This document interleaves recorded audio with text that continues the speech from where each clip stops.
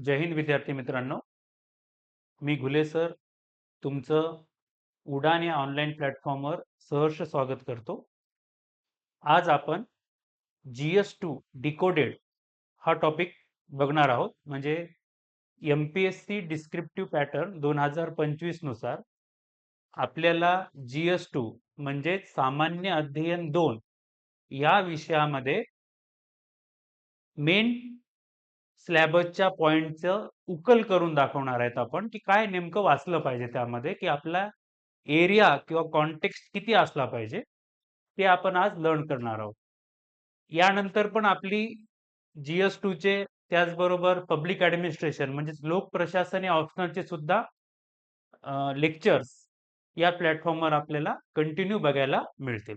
तर चला आज आपण स्टार्ट करूया. GS2 decoding GS2 स्लॅबस. ठीक आहे. आता बघा, आपल्याला राज्यसेवेनं जो स्लॅबस दिलेला आहे तो जशाला तसा UPSCचा दिलेला आहे, बरोबर आहे. तर आपण जे डिकोड करत आहोत on the basis of UPSC pattern करत आहोत. ठीक आहे. तर पहिला मुद्दा आहे आपला स्लॅबसचा, भारतीय संविधान, ऐतिहासिक पार्श्वभूमी, उत्क्रांती, वैशिष्ट्य, सुधारणा, महत्वपूर्ण तरतुदी आणि मूलभूत संरचना.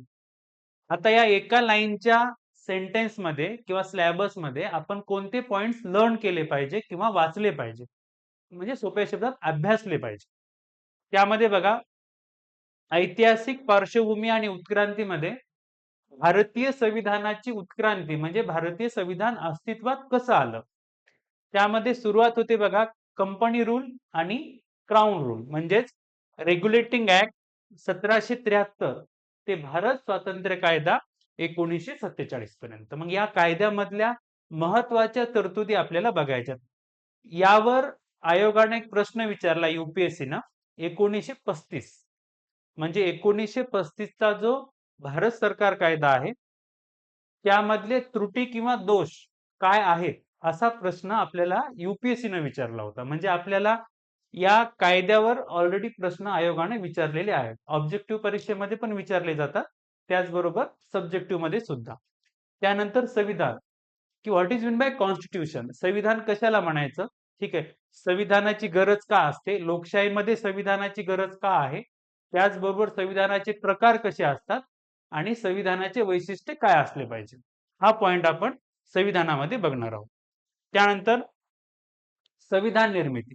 संविधान निर्मिती म्हणजे आता आपलं संविधान अस्तित्वात कसं आलं, म्हणजे आपण जर ढोबळमानाने जर बघितलं तर कॅबिनेट मिशन प्लॅन जी महत्वाची आहे तिथून जरी आपण त्याची सुरुवात केली तरी आपल्याला त्या गोष्टी सोयीस्कर जातील. म्हणजे कॅबिनेट मिशन प्लॅन आलं, त्यानंतर उद्दिष्टांचा ठराव आला, मग कोणत्या कोणत्या समित्या होत्या, काय काय प्रोव्हिजन झालं, सगळ्या गोष्टी किती किती आपले संविधान सभेचे अधिवेशन झाले, ह्या गोष्टी आपल्याला इथं लर्न करायचे. हा जो टॉपिक आहे हा मेनली प्रिलिम पर्स्पेक्टिव्ह आहे. परंतु तुम्हाला यामध्ये मेन्स मध्ये जर प्रश्न आला तर असा येऊ शकतो की पंडित जवाहरलाल नेहरू यांनी जे उद्दिष्ट मांडलं होतं संविधान सभेपुढे ते कोणतं होतं, म्हणजे सोप्या शब्दामध्ये ते उद्दिष्टांचा ठराव जशाला तसा विचारला जाऊ शकतो आपल्या सब्जेक्टिव्ह परीक्षेमध्ये. त्यानंतर आहे बघा उद्दिष्टाचा ठराव, जे आपण आता बघितलं. त्यानंतर वैशिष्ट्य, लिखित संविधान म्हणजे काय भारत. आता एक लक्षात घ्या, बुक्स मध्ये आपण एम लक्ष्मीकांत बघू किंवा अदर बुक्स बघू, त्यामध्ये तुम्हाला एक 15 ते 16 वैशिष्ट्य दिलेले. तर माझ्या मते तेवढे लागत नाहीत आपल्याला, जे लागतात तेवढे मी इथे दिलेले. ठीक आहे. रिटन कॉन्स्टिट्यूशन, लिखित संविधान, भारतीय संविधान हे लिखित आहे. म्हणजेच काय, तर संविधानाचे प्रकार पडू शकतात, अलिखित संविधान, लिखित संविधान, मग लिखित संविधानाचं वैशिष्ट्य काय असतं वगैरे वगैरे. ठीक आहे. ताठरता व लवचिकता यांचे मिश्रण, म्हणजे भारतीय संविधान हे रिजिड ऍज वेल एज काय फ्लेक्झिबल आहे. आता याचा अर्थ कसा लावायचा तुम्हाला, तर रिजिड म्हणजे घटना दुरुस्ती करणं अवघड, लवचिक म्हणजे घटना दुरुस्ती करणं सोपं. म्हणजे आता इंग्लंड हे लवचिकतेचं उदाहरण आहे, सर्वांना माहित आहे, आणि साक्षरता हे अमेरिकेचं उदाहरण. तर भारतीय संविधानामध्ये दोघांचे पण वैशिष्ट्य बघायला मिळतात. ठीक आहे. संघराज्य व एकात्मिक वैशिष्ट्ये म्हणजे काय, तर भारत आता एक लक्षात घ्या, भारत हा संघ राज्य नाहीये. तर भारत हा युनियन ऑफ स्टेट्स आहे. म्हणजे भारतामध्ये फक्त संघराज्य व्यवस्था आहे. परंतु संघराज्य व्यवस्थेचे म्हणजे संघराज्याचे वैशिष्ट्ये पण भारतात बघायला मिळतात. त्याचबरोबर एकात्मिक वैशिष्ट्ये सुद्धा बघायला मिळतात. संघराज्य म्हणजे सोप्या शब्दात 2 सरकार असतात. एकात्मिक म्हणजे सिंगल सरकार असतं. या दोघांचं वैशिष्ट्य भारतामध्ये बघायला मिळतं. संसदीय शासन व्यवस्था म्हणजे काय? तर भारतामध्ये आता एक लक्षात घ्या, लोकशाहीमध्ये सुद्धा 2 प्रकारच्या शासन व्यवस्था आपल्याला बघायला मिळतात. एक अध्यक्षीय आणि एक तुमच्यामध्ये संसदीय. तर भारतामध्ये संसदीय शासन व्यवस्था आहे. संसदीय शासन व्यवस्थामध्ये सोप्या शब्दामध्ये ही इनडायरेक्ट डेमोक्रेसीचा सब क्लास आहे असं म्हणायला काही हरकत नाही. ज्यामध्ये कार्यकारी मंडळ हे कायदेमंडळाला काय असतं? जबाबदार असतं आणि 2 प्रमुख असतात. एक हेड ऑफ स्टेट आणि एक हेड ऑफ गव्हर्नमेंट. संसदीय शासन व्यवस्था विरुद्ध अध्यक्षीय शासन व्यवस्था फरक. तो पहिला फरक तुम्हाला सांगितला. काय? की शासन व्यवस्थेमध्ये संसदीय शासन व्यवस्थेमध्ये 2 पॉइंट्स, इकडे पण 2 पॉइंट्स आहेत, की बा कार्यकारी मंडळ कायदेमंडळाला जबाबदार नसतं अध्यक्षेमध्ये आणि दुसरी बाब 2 प्रमुख नसतात, एकच प्रमुख असतो. म्हणजे प्रेसिडेंट जो असतो अमेरिकेचा तोच कार्यकारी प्रमुख असतो आणि तोच घटनात्मक प्रमुख सुद्धा असतो. ठीक आहे? सुधारणा म्हणजे कॉन्स्टिट्यूशनल अमेंडमेंट, की भारताच्या संविधानामध्ये आतापर्यंत सुधारणा किती झाल्या किंवा सुधारणा करण्याची पद्धती किती आहेत किंवा कोणत्या आहेत आणि संविधानामध्ये त्याचं प्रोव्हिजन कुठं दिलेलं आहे. या बाबीचा उल्लेख आपल्याला कशामध्ये बघायचा आहे? संविधान म्हणजेच घटना दुरुस्ती किंवा सुधारणा. ठीक आहे. तर कायदा बनवण्याची पद्धत म्हणजे लॉ कसा फॉर्म केला जातो, तर आपल्या इथे पार्लमेंट किंवा लेजिस्लेचर लॉ बनवतं. त्यानंतर घटना दुरुस्ती 368 कलम मध्ये आपल्याला घटना दुरुस्ती बघायला मिळते. तिचे प्रकार आहेत. ठीक आहे. पद्धत आणि वापर. ठीक आहे. महत्वाच्या घटना दुरुस्ती आणि त्याच्या तरतुदी. आता बघा, पहिली घटना दुरुस्ती झाली 1951. आता 15, 16, 17 पर्यंत घटना दुरुस्त्या तुम्हाला बघायला मिळतात. तर त्या सगळ्या गोष्टी आपल्याला करायच्या नाहीयेत. त्यामधल्या ज्या महत्वाच्या आहेत, जसं की 42 अत्यंत महत्वाची, त्या गोष्टी आपल्याला करायच्या. तर माझ्या मते महत्वाच्या घटना दुरुस्तीमध्ये 42 किंवा तुमची जे लेटेस्ट करंट अफेअरमध्ये असते, ती तुम्हाला बघता आली पाहिजे. विविध प्रकारचं बहुमत. बहुमत म्हणजे काय? तर सोप्या शब्दामध्ये संसदेमध्ये एखादं विधेयक पारित करण्यासाठी वेगवेगळ्या प्रकारचं बहुमत लागतं. हे कशावर डिपेंड असतं? त्या विधेयकाच्या प्रकारावर किंवा कोणतं विधेयक आहे. समजा घटना दुरुस्ती विधेयक आहे, तर त्याची मेजॉरिटी वेगळी असणार आहे. ठीक आहे. राज्य निर्माण करायचंय, त्याची मेजॉरिटी वेगळी राहणार आहे. तर ते आपल्याला याच्यामध्ये बघायचं. नेक्स्ट पॉइंट बघा. महत्वाच्या तरतुदी. ठीक आहे. महत्वाच्या तरतुदी काय आहेत? तर सरनामा. सरनामा म्हणजेच आपली प्रास्ताविका. प्रास्ताविका म्हणा, तिला प्रिॲम्बल म्हणा. ठीक आहे. हे माझ्या मते सगळ्यात महत्वाचं आहे. आपण त्याला व्हॅल्यू प्रिमाइसेस म्हणतो किंवा philosophical framework of Indian constitution म्हणतो. यावर आपलं संविधान बेस आहे. सेकंड आहे नागरिकत्व. यावर क्वेश्चन खूप खूप म्हणजे खूप कमी विचारले जातात. ठीक आहे. संघ आणि त्याचे क्षेत्र हे मेनली करंटवर विचारलं जातं किंवा एखाद्या आयोगावर फजल अली आयोग वगैरेवर प्रश्न विचारले जाऊ शकतात किंवा नवीन स्टेटची डिमांड येते त्यावर असा प्रश्न येऊ शकतो किंवा स्मॉल स्टेट खरंच गरजेचे आहे का? ठीक आहे. किंवा जर समजा महाराष्ट्रापासून विदर्भाची मागणी होते अशा किंवा उत्तर प्रदेशमध्ये पूर्वांचल पाहिजे वगैरे वगैरे. तर ह्या ज्या डिमांड्स होतात त्या का होतात आणि त्या खरंच योग्य आहेत का? हे तुम्हाला या पर्स्पेक्टिव्हनं त्याला डील करायचं. ओके. मूलभूत हक्क सगळ्यात महत्वाचा टॉपिक आहे माझ्यामध्ये पॉलिटी मधला फंडामेंटल राईट्स. ठीक आहे. तर तुम्हाला कलम 13, कलम 19, कलम 21, कलम 32 हे जे महत्वाचे आर्टिकल्स आहेत यावर प्रश्न विचारले जाऊ शकतात. ठीक आहे. तर मूलभूत हक्क हे पॉलिटीमध्ये सगळ्यात महत्वाचा पॉइंट आहे असं म्हणायला हरकत नाही कारण की त्यानुसार आपल्याला पूर्ण लाईफ काय करता येते? चांगल्या रीतीने जगता येते. ठीक आहे. त्यानंतर राज्य धोरणाची मार्गदर्शक तत्त्वे आपण त्याला DPSP म्हणतो. भाग 4 36 ते 51 कलम मध्ये. ठीक आहे. त्यानंतर मूलभूत कर्तव्य फंडामेंटल ड्युटीज. ठीक आहे. हे लेस इम्पॉर्टंट आहे म्हणजे मेन्समध्ये विचारला जाऊ शकतो, की मूलभूत कर्तव्याची खरंच गरज आहे का? किंवा मूलभूत कर्तव्य संविधानात दिले असून सुद्धा ते पाळले जातात का? तर या अँगलनं तुम्हाला त्याला डील करायचं. ठीक आहे. नेक्स्ट आहे बघा मूलभूत संरचना. ठीक आहे. आता एक लक्षात घ्या, आपण फास्ट घेतोय हा, म्हणजे तुम्हाला एक ओव्हरव्ह्यू कळायला पाहिजे.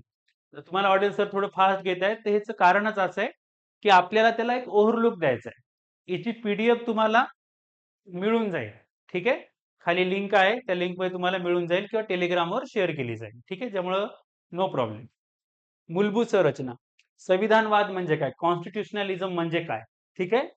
संविधानिक नैतिकता, कॉन्स्टिट्युशनल मोरॅलिटी म्हणजे काय? तर हे सध्या ट्रेंड मधले क्वेश्चन्स आहेत. ठीक आहे. किंवा टॉपिक्स आहेत असं म्हणायला हरकत नाही. तर हे तुम्हाला समजून घ्यायचे.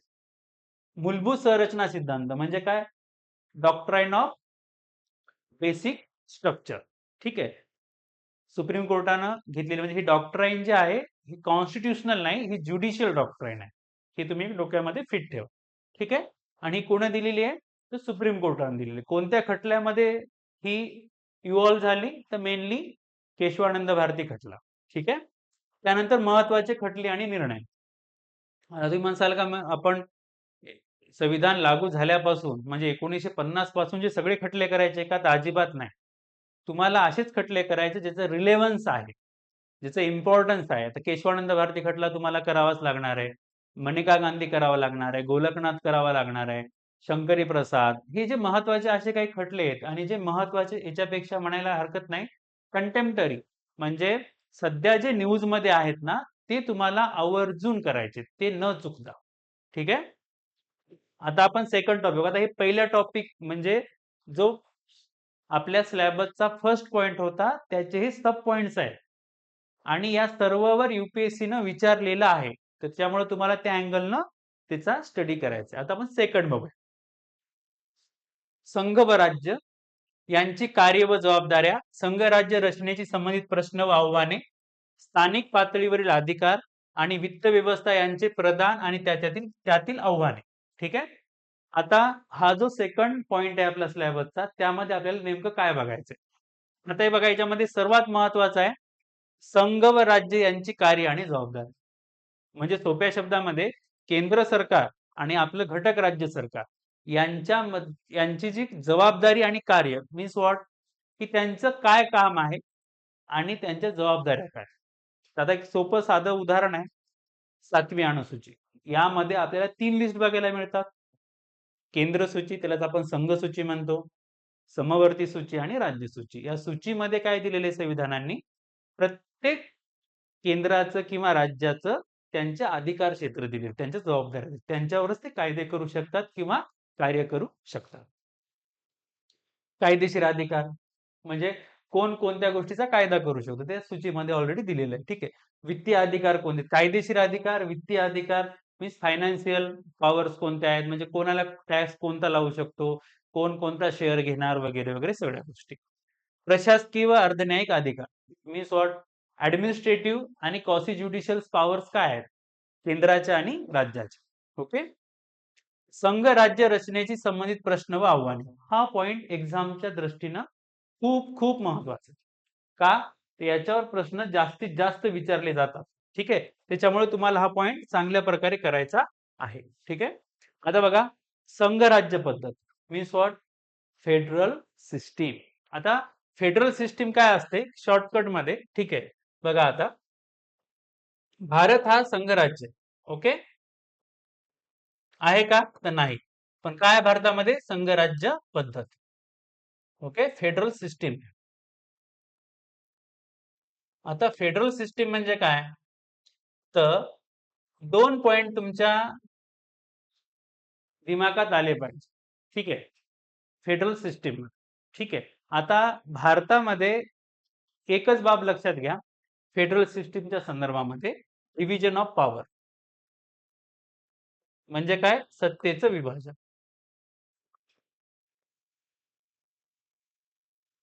काय सत्तेचं विभाजन आहे आपल्या इथं? एक केंद्र सरकार आहे आणि एक कोणतं सरकार आहे? राज्य सरकार. ठीक आहे. याला तुम्ही संघराज्य पद्धत म्हणायचं सिंपल मध्ये. ठीक आहे.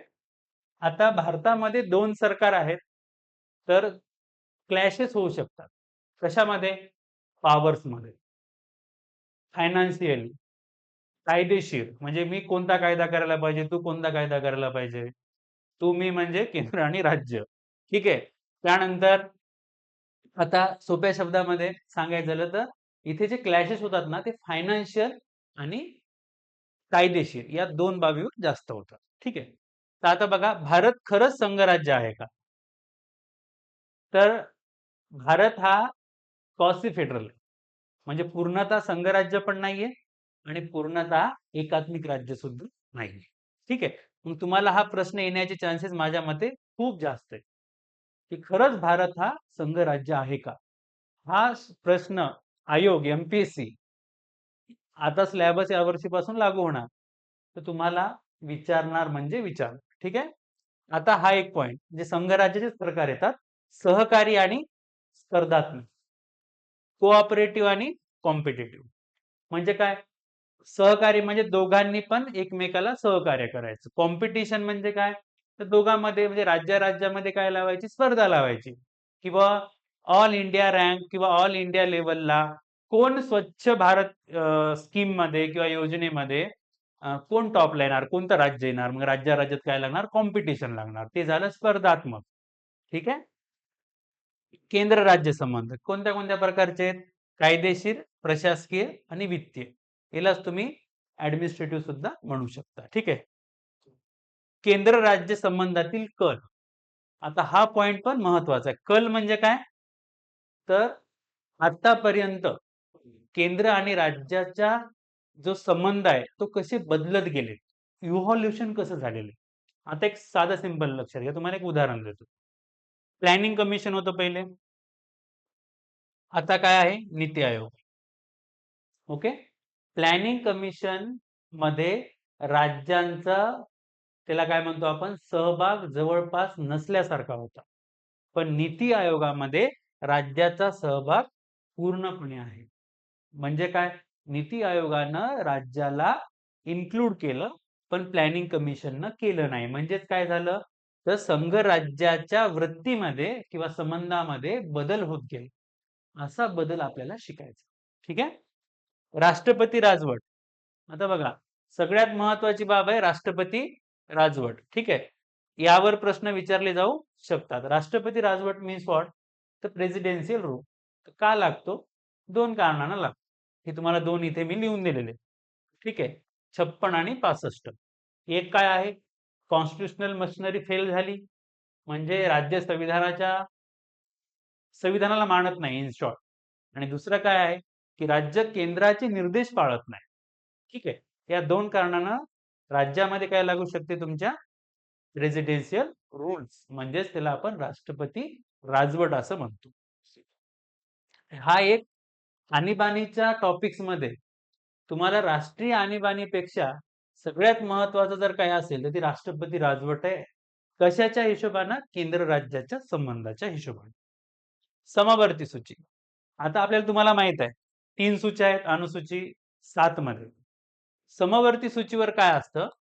केंद्र प्लस राज्य दोघं सुद्धा कायदे करू शकतात. दोघांना सरसमान अधिकार आहे. परंतु इथे क्लॉज आहे. क्लॉज कसा आहे? की जर केंद्र सरकारनं आणि राज्य सरकारनं एकच कायदा केला समवर्ती सूचीवर, तर केंद्र सरकारचा कायदा वरचढ राहील. म्हणजेच राज्याच्या अस्तित्वावर इथं काय झालेला आहे? प्रश्न झालेला आहे. हा आहे तुमचा केंद्र राज्य संबंधामधले पॉइंट्स. सेकंड काय? राज्यपालाची नियुक्ती. आता राज्यपाल जो असतो तो एजंट ऑफ प्रेसिडेंट म्हणलं गणला जातो. का? कारण की तो फक्त आणि फक्त राष्ट्रपतीच्या मर्जीनुसारच पदावर राहतो आणि तो पॉलिटिकली काय असतो? इन्फ्लुएन्स असतो. त्याच्यावर इन्फ्लुएन्स कोणाचा असतो? पॉलिटिक्सचा. ठीक आहे. मग काय असतं सोप्या शब्दामध्ये? सपोज केंद्रामध्ये बीजेपी गव्हर्नमेंट आहे, राज्यामध्ये जर काँग्रेस गव्हर्नमेंट आहे, किंवा केंद्रात काँग्रेस आहे, राज्यात कसं पण, आपण एक उदाहरण घेण्यासाठी बघत आहोत. तर या राज्यातल्या सरकारला केंद्राने अपॉइंटमेंट केलेला जो काही राज्यपाल असतो तो थोडा त्रास देतो. म्हणून राज्यपालाच्या नियुक्तीवर प्रश्नचिन्ह असतात.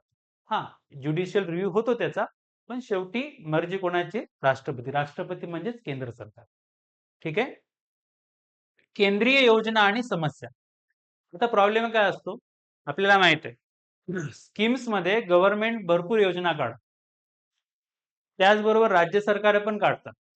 ठीक आहे, परंतु राज्य सरकारकडे तेवढा पैसा नसल्यामुळं प्रत्येक राज्य भरपूर वेलफेअर स्कीम्स काढू शकत नाहीत ऍज कम्पेअर टू केंद्र. मग काय असतं, केंद्र जी योजना काढायला, ठीक आहे, ती त्या राज्याला सुटेबल असेलच असं नाही, किंवा त्या राज्याकडे तेवढा भार म्हणजे 20%, 50%, 40% उचलण्याची पण क्षमता नसते. मग त्यामध्ये लॅकुना असतात इम्प्लिमेंटेशनच्या वगैरे, ह्या गोष्टी मग दोन्ही केंद्र आणि राज्यामध्ये कशाचे कारण म्हणतात, समस्येचे. ठीक आहे, नेक्स्ट बघूया आपण आंतरराज्यीय संबंध. आंतरराज्य म्हणजे आंतरराष्ट्रीय नव्हे, आंतरराज्य म्हणजे महाराष्ट्र गुजरात, महाराष्ट्र तेलंगणा, महाराष्ट्र कर्नाटक असं.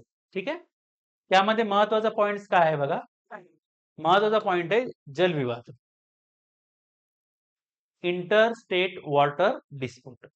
उदाहरण देऊ आपण. ठीक आहे, गोदावरी नदी आहे, ठीक आहे, त्र्यंबकेश्वरून निघाली, ठीक आहे, बे ऑफ बेंगॉलला जाऊन मिळाली. ठीक आहे, म्हणजे बंगालच्या उपसागराला. आता बघा, महाराष्ट्रामध्ये मॅक्झिमम ती फ्लो होते, त्यानंतर तेलंगणामधून होते, त्यानंतर आंध्र प्रदेशमधून होते, असं समजा. तर महाराष्ट्र असं म्हणू शकत नाही की सर्व त्याचे वॉटर रिसोर्स आहे मी वापरेल किंवा यूज करेल. तर जी शेअरिंग असते ना, ही शेअरिंग वादाचं कारण बनते. म्हणजे कसं, की सपोज तेलंगणा किंवा तेलंगणामध्ये समजा आता शेवटचा नांदेड जिल्हा आहे, ठीक आहे, आता इथे बाबळी प्रकल्प होता, त्या बाबळीला तेलंगणामध्ये विरोध झाला. का झाला, जर तुम्ही इथे बंधारा बांधला तर आमच्याकडे जे वॉटर येणार आहे ते काय होणार आहे, कमी होणार. म्हणून हे जे काही इंटर वॉटर स्टेट ट्रिब्युनल्स असतात, लवाद, ते या वॉटर शेअरिंगचं डिसाइड करतात की कोणतं राज्य किती वॉटर घेईल. त्याला म्हणायचं जलविवाद. आता बघा, सगळेच पॉइंट मला एक्सप्लेन करता येणार नाहीत कारण की आपला खूप मोठा सिलेबस आहे, पण जेवढं होत आहे तेवढे मी डिस्कस करण्याचा प्रयत्न करतोय. ओके, त्यानंतर बघा, आंतरराज्य परिषद, विभागीय परिषद आणि आंतरराज्य व्यापार. ठीक आहे, आणीबाणीची तरतूद. ठीक आहे, 3 प्रकारची आणीबाणी सर्वांना माहिती आहे. ठीक आहे, राष्ट्रीय आणीबाणी, राष्ट्रपती राजवट आणि आर्थिक आणीबाणी. 352, 365, 356 आणि 360. ठीक आहे, विविध आयोग. आता यामध्ये सगळ्यात महत्वाचे हे 2 आयोग आहेत, हे तुम्ही 5 स्टार करून ठेवा. ठीक आहे, 5 स्टार मीन्स परीक्षेला येणार, नाही आले तरी त्याच्या तरतुदी तुम्हाला लिहाव्या लागणार. ठीक आहे, सरकारी आणि पुंची, पंची पुंची काही पण म्हणा. ठीक आहे, थर्ड टॉपिक बघूया आपण, स्थानिक पातळीवर अधिकार आणि वित्त व्यवस्था यांचे प्रदान आणि त्यातील आव्हान. बघा, राज्य सरकारची भूमिका काय आहे बघा, स्थानिक पातळी म्हणजे लोकल सेल्फ गव्हर्नमेंट, सिंपल हा, म्हणजे आपलं पंचायत राज. राज्य सरकारची भूमिका, राज्य वित्त आयोगाची भूमिका, हे 73व्या 74व्या घटना दुरुस्तीने इस्टॅब्लिश झालेलं आहे. 11वी आणि 12वी अनुसूची. ठीक आहे, तुम्हाला माहिती आहे 11वी आणि 12वी अनुसूची 73व्या घटना दुरुस्तीनं आणि 74व्या घटना दुरुस्तीनं काय झालेली आहे, इन्क्लूड झालेली आहे संविधानामध्ये. ठीक आहे, पंचायत विकास निर्देशांक हे महत्वाचं आहे. म्हणजे प्रत्येक, बघा आपल्यात एवढे स्टेट्स आहेत, पंचायत राज कॉन्स्टिट्युशनल झालंय, ठीक आहे, 92-93 पासून. तर पंचायत राजचा विकास व्हायला पाहिजे, कारण का, ही खरी डेमोक्रेसी आहे, गांधीजींच्या विचारांची. ठीक आहे, अप्रभावी कार्यक्षमतेची कारणे. बघा, पंचायत राज तेवढं सक्सेसफुल झालं का जसं व्हायला पाहिजे. आपण सेल्फ गव्हर्नमेंट म्हणालो, लोकल सेल्फ गव्हर्नमेंट, पण त्यांच्याकडे तेवढ्या पॉवर्स आले नाही. त्यांचे कारण काय आहेत, ठीक आहे, त्या सुधारणा करण्यासाठी आपण काय केलं पाहिजे, त्यांच्याकडे फंडच नाही. मेन काय प्रॉब्लेम आहे, फंड. मग त्यांची कामगिरी सुधारण्यासाठी काय करावं लागणार आपल्याला, तर मेनली काय करावं लागणार आहे त्यांना, फंड म्हणजेच काय, पैसा रेज करण्याची अथॉरिटी द्यायला पाहिजे, म्हणजे टॅक्सेशन लावायला त्यांना काय पाहिजे, वाव मिळाला पाहिजे. ठीक आहे, नेक्स्ट आपण बघूया, विविध अंगामधील अधिकाराची विभागणी, वाद निवारण यंत्रणा व संस्था. सरकारच्या विविध अंगामधील अधिकाराची विभागणी. ठीक आहे, आता बघा, सत्तेचे विभाजनाचा सिद्धांत. Means what? Doctrine of separation of power. Separation of powers means what? की बुवा आपल्या इथं 3 म्हणजे सोप्या शब्दामध्ये शासनाची 3 अंग असतात. पहिलं अंग काय आहे? कायदे मंडळ. ठीक आहे. दुसरं अंग काय आहे? कार्यकारी मंडळ. आणि तिसरं काय आहे? न्यायमंडळ. ओके. या तिघांना आपण शासनाचे अंग म्हणतो. सत्तेचं विभाजनाचा सिद्धांत म्हणजे काय? तर सिंपल हा. आपल्या इथं टोटल सेपरेशन ऑफ पॉवर नाही, जे अमेरिकेमध्ये आहे. आपल्यात फक्त सेपरेशन ऑफ पॉवर आहे. ओके. कायदा कोण करणार फक्त? संसद. संसद उदाहरण कशाचं आहे? कायदे मंडळाचं. ठीक आहे. कायद्याची अंमलबजावणी कोण करणार? कार्यकारी मंडळ म्हणजे सोप्या शब्दात केंद्र सरकार. ओके. न्यायमंडळ काय करणार आहे? तर कायद्याची योग्यता तपासणार. Supreme court. म्हणजे काय झालं? एकच म्हणजे कायदे मंडळच 3 काम करते का इथे? नाही. तर आपापले काम काय करायला सर्वजण वेगवेगळे करायला. त्याला म्हणायचं सत्तेचं विभाजन. In short, okay. संविधानातील सत्तेचे विभाजन. संविधानातील सत्तेचे विभाजन काय केलं आपण? हे तिन्ही मधलं विभाजन म्हणजे संविधानातल्या सत्तेचं विभाजन. ठीक आहे. समजते ना? दुसरं तुम्ही केंद्र राज्याचं पण अनुसूचित 7 पण इथं तुम्ही गृहीत धरू शकता. चेक अँड बॅलन्स हे खरंच महत्वाचं आहे. ठीक आहे. Check and balance. Check and balance means what? आता बघा, कायदे मंडळ कायदा करणार म्हणजे संसद कायदा करणार, पण ती संविधान नाही बदलू शकत. आणि तसा जर कायदा केला तर न्यायमंडळ काय करणार? चेक करणार. काय? की तू जो कायदा करतोय कायदे मंडळ तो चुकीचा आहे, तो संविधानाशी विसंगत आहे, त्यामुळे तो कायदा बनू शकत नाही. याला म्हणायचं चेक अँड बॅलन्स. समजतंय? न्याय व्यवस्था जास्तच म्हणजे काय? सोप्या शब्दामध्ये अग्रेसिव्ह होत आहे. ठीक आहे. त्यातले न्यायाधीश करप्शन करत आहे.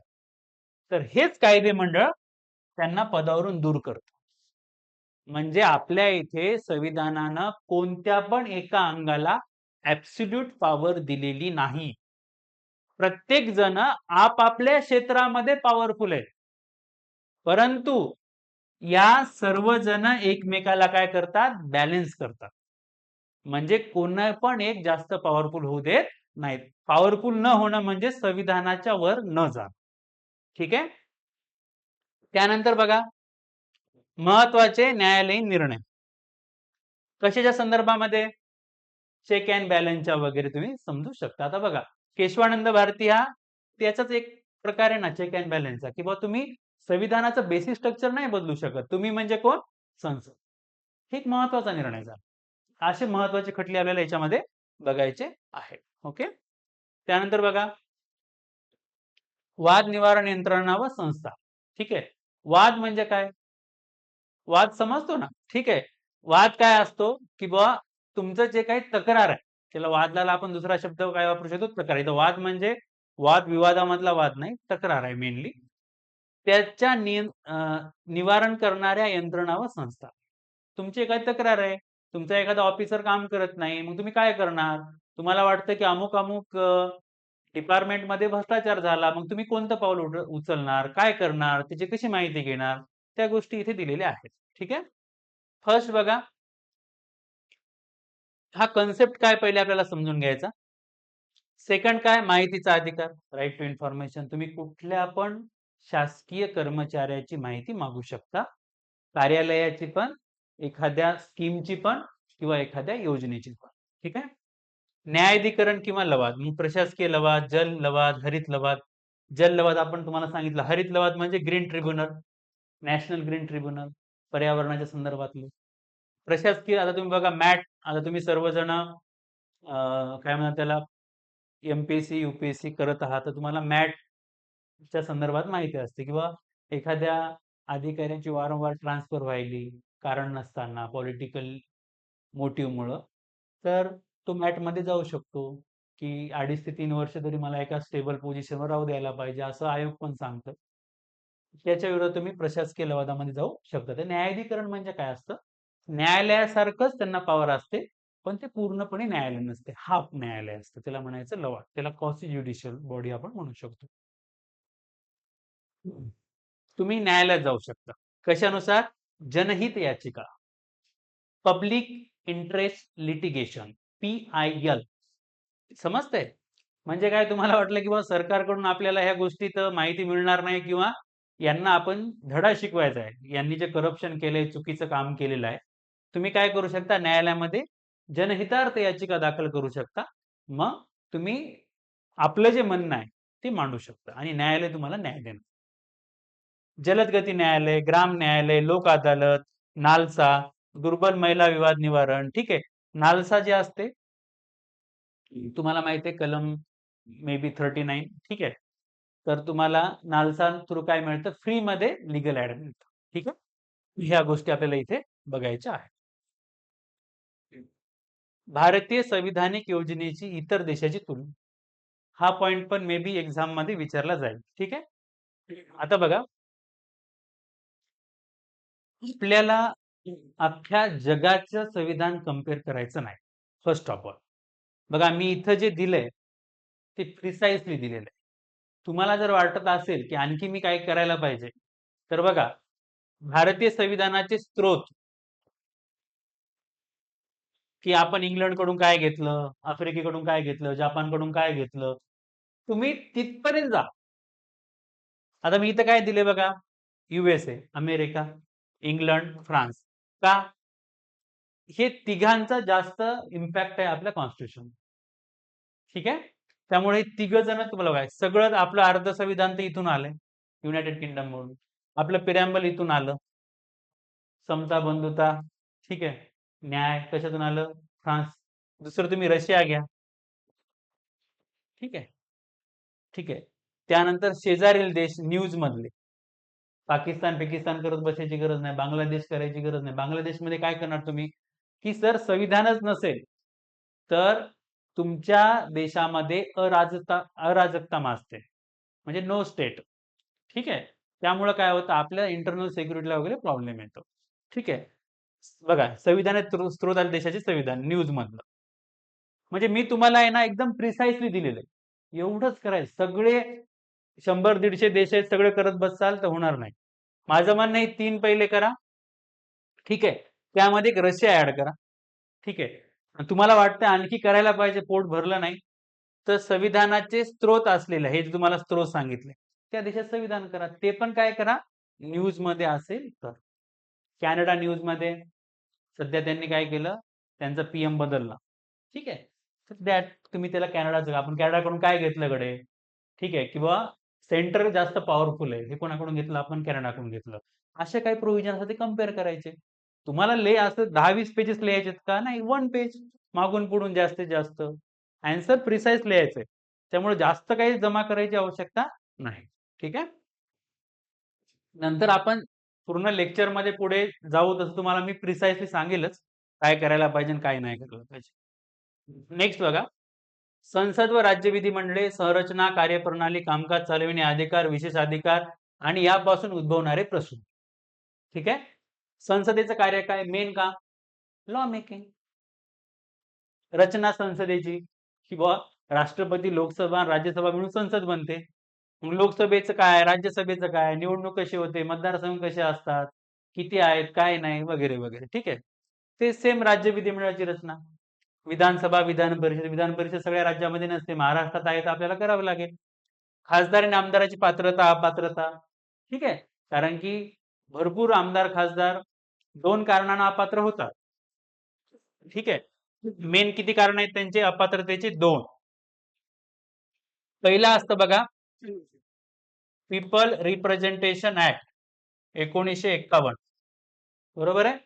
म्हणजे मराठीमध्ये त्याला आपण लोकप्रतिनिधी कायदा म्हणतो. आणि दुसरा असतं पक्षांतर बंदी कायदा. पक्षांतर बंदी कायदा. ठीक आहे. या 2 कारणानं एखादा उमेदवार, खासदार असो की आमदार, अपात्र हो. आता याचा जो निर्णय असतो ना, इलेक्शन कमिशन ऑफ इंडियाच्या साह्यानं राष्ट्रपती किंवा राज्यपाल घेतात. राष्ट्रपती किंवा राज्यपाल. समजतंय? आणि याचा कोण घेणार आहेत? पीठासीन अधिकारी. पीठासीन अधिकारी. पीठासीन अधिकारी मीन्स व्हॉट? प्रिसाइडिंग ऑफिसर, लोकसभेचा स्पीकर, राज्यसभेचा चेअरमॅन, तसंच विधानसभेचा स्पीकर, विधान परिषदेचा चेअरमॅन. ठीक आहे. तर हे अपात्रतेची आता कारण वगैरे आपण जेव्हा डिटेलमध्ये बघू तेव्हा बघूया. रिक्त जागा, व्हॅकंट सीट असतात, त्याचे कोणत्या कोणत्या असतात, काय प्रकार असतात वगैरे वगैरे. संसदेची सत्र, सत्र म्हणजे काय, सेशन. 3 सेशन असतात महत्वाचे, बजेट सेशन, पावसाळी आणि हिवाळी. ठीक आहे. कायदा बनवण्याची प्रक्रिया, आपल्या इथे काय, प्रोसिजर इस्टॅब्लिश बाय लॉ, कायद्याने प्रस्थापित पद्धती आहे, त्यानेच आपण लॉ बनवतो. कोण बनवतं, संसद बनवते केंद्रासाठी. राज्यासाठी कोण बनवणार आहे, तर राज्य विधी मंडळ. संसद आणि राज्य विधिमंडळाचे अधिकारी, पीठासीन. पीठासीन मीन्स प्रिसाइडिंग. कोण असतं सांगितलं तुम्हाला आताच, स्पीकर, चेअरमॅन. ओके. प्रस्ताव आणि ठराव. ठीक आहे. आपल्या संसदेमध्ये आपण जे मांडतो प्रस्ताव आणि मोशन, रिझोल्युशन वगैरे वगैरे. ठीक आहे. अधिकार आणि विशेषाधिकार. ठीक आहे. मीन्स पॉवर आणि प्रिव्हिलेजेस. ठीक आहे. आर्थिक कार्यवाही, लोकसभा आणि राज्याची तुलना, कोण पॉवरफुल आहे, लोकसभा जास्त आहे का राज्यसभा आहे, तर लोकसभा आहे. पण राज्यसभा दोन बाबतीमध्ये पॉवरफुल आहे, जी वेगळी आहे. पहिली आहे की राज्य सूचीमध्ये, स्टेट लिस्ट मध्ये जर कुणाला म्हणजे काय, केंद्राला जर स्टेट लिस्ट मध्ये एखादा कायदा करायचा असेल तर त्याचा ठराव कुठे मांडावा लागतो, राज्यसभेमध्ये.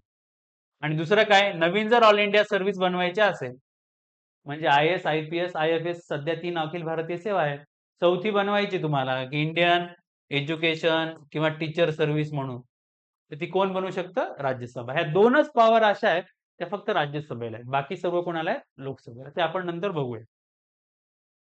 सेम विधानसभा विधान परिषद तुलना, संसदेतील महिला आरक्षण आणि मुद्दे, सध्या तो जास्त मुद्दा आहे. संसदेतील अधिकार कमी करणे. ठीक आहे.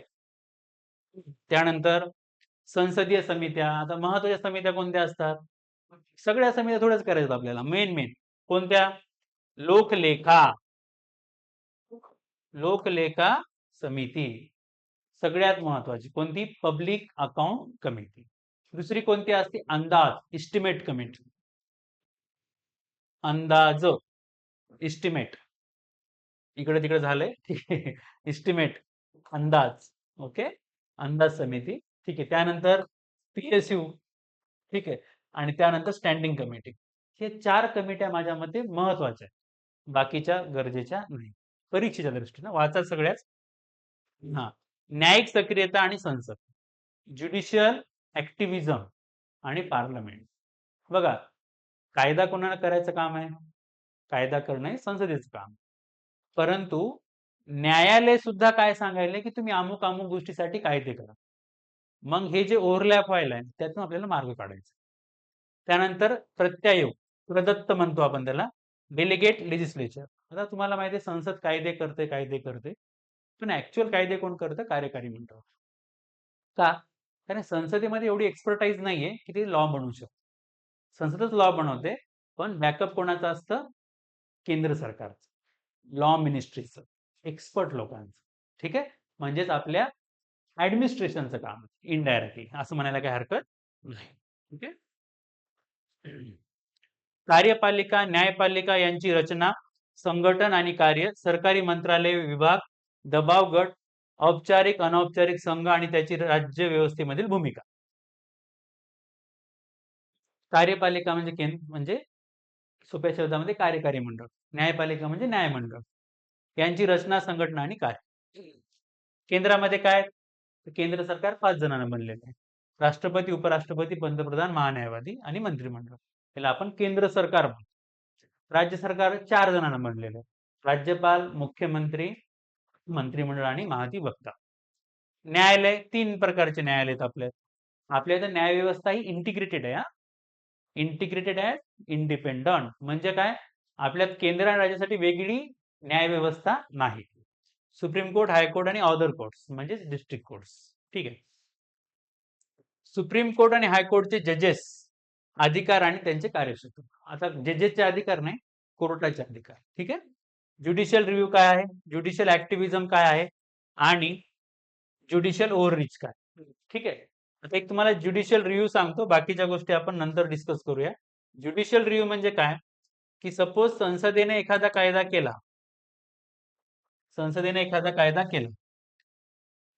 तो कायदा योग्य आहे की अयोग्य हे कोण तपासतं?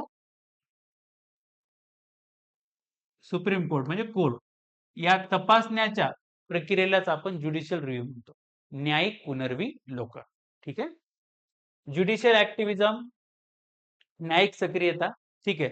ते न्यायालय जास्त सक्रिय राहणं कायद्याच्या संदर्भामध्ये, म्हणजे इनडायरेक्टली कार्यकारी मंडळावरच्या अधिकारावर आपला अधिकार गाजवतो. सरकारची मंत्रालय व विभाग. सरकारचे मंत्रालय काय असतात आणि विभाग काय असतात? मंत्रालय आणि विभाग, सिंपल मिनिस्ट्री अँड डिपार्टमेंट. तर तुम्हाला उदाहरण देतो. ठीक आहे. आता एक लक्षात घ्या, मंत्रालय आहे, गृह मंत्रालय. कोणाच्या अंडर येतो? गृहमंत्री. समजतंय? आता या गृह मंत्रालयामध्ये काही विभाग असतात. उदाहरण जर द्यायचं असेल, ठीक आहे, तर सोप्या शब्दामध्ये आपण घेऊया अंतर्गत सुरक्षिता, अंतर्गत सुरक्षा विभाग. इथे काय राहणार आहे?